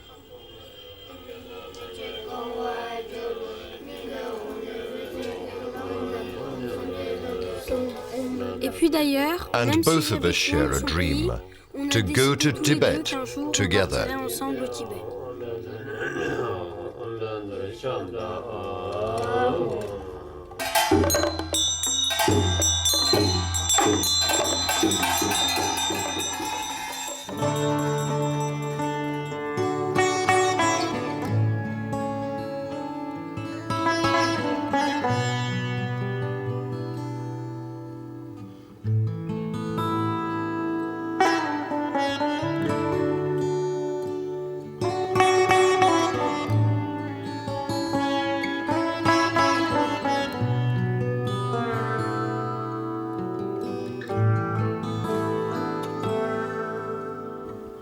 From the masters of the universe to their lowest servants, for great rivers taking freedom away, with giant wrathful tides for rivers enclosing us, rising night and day.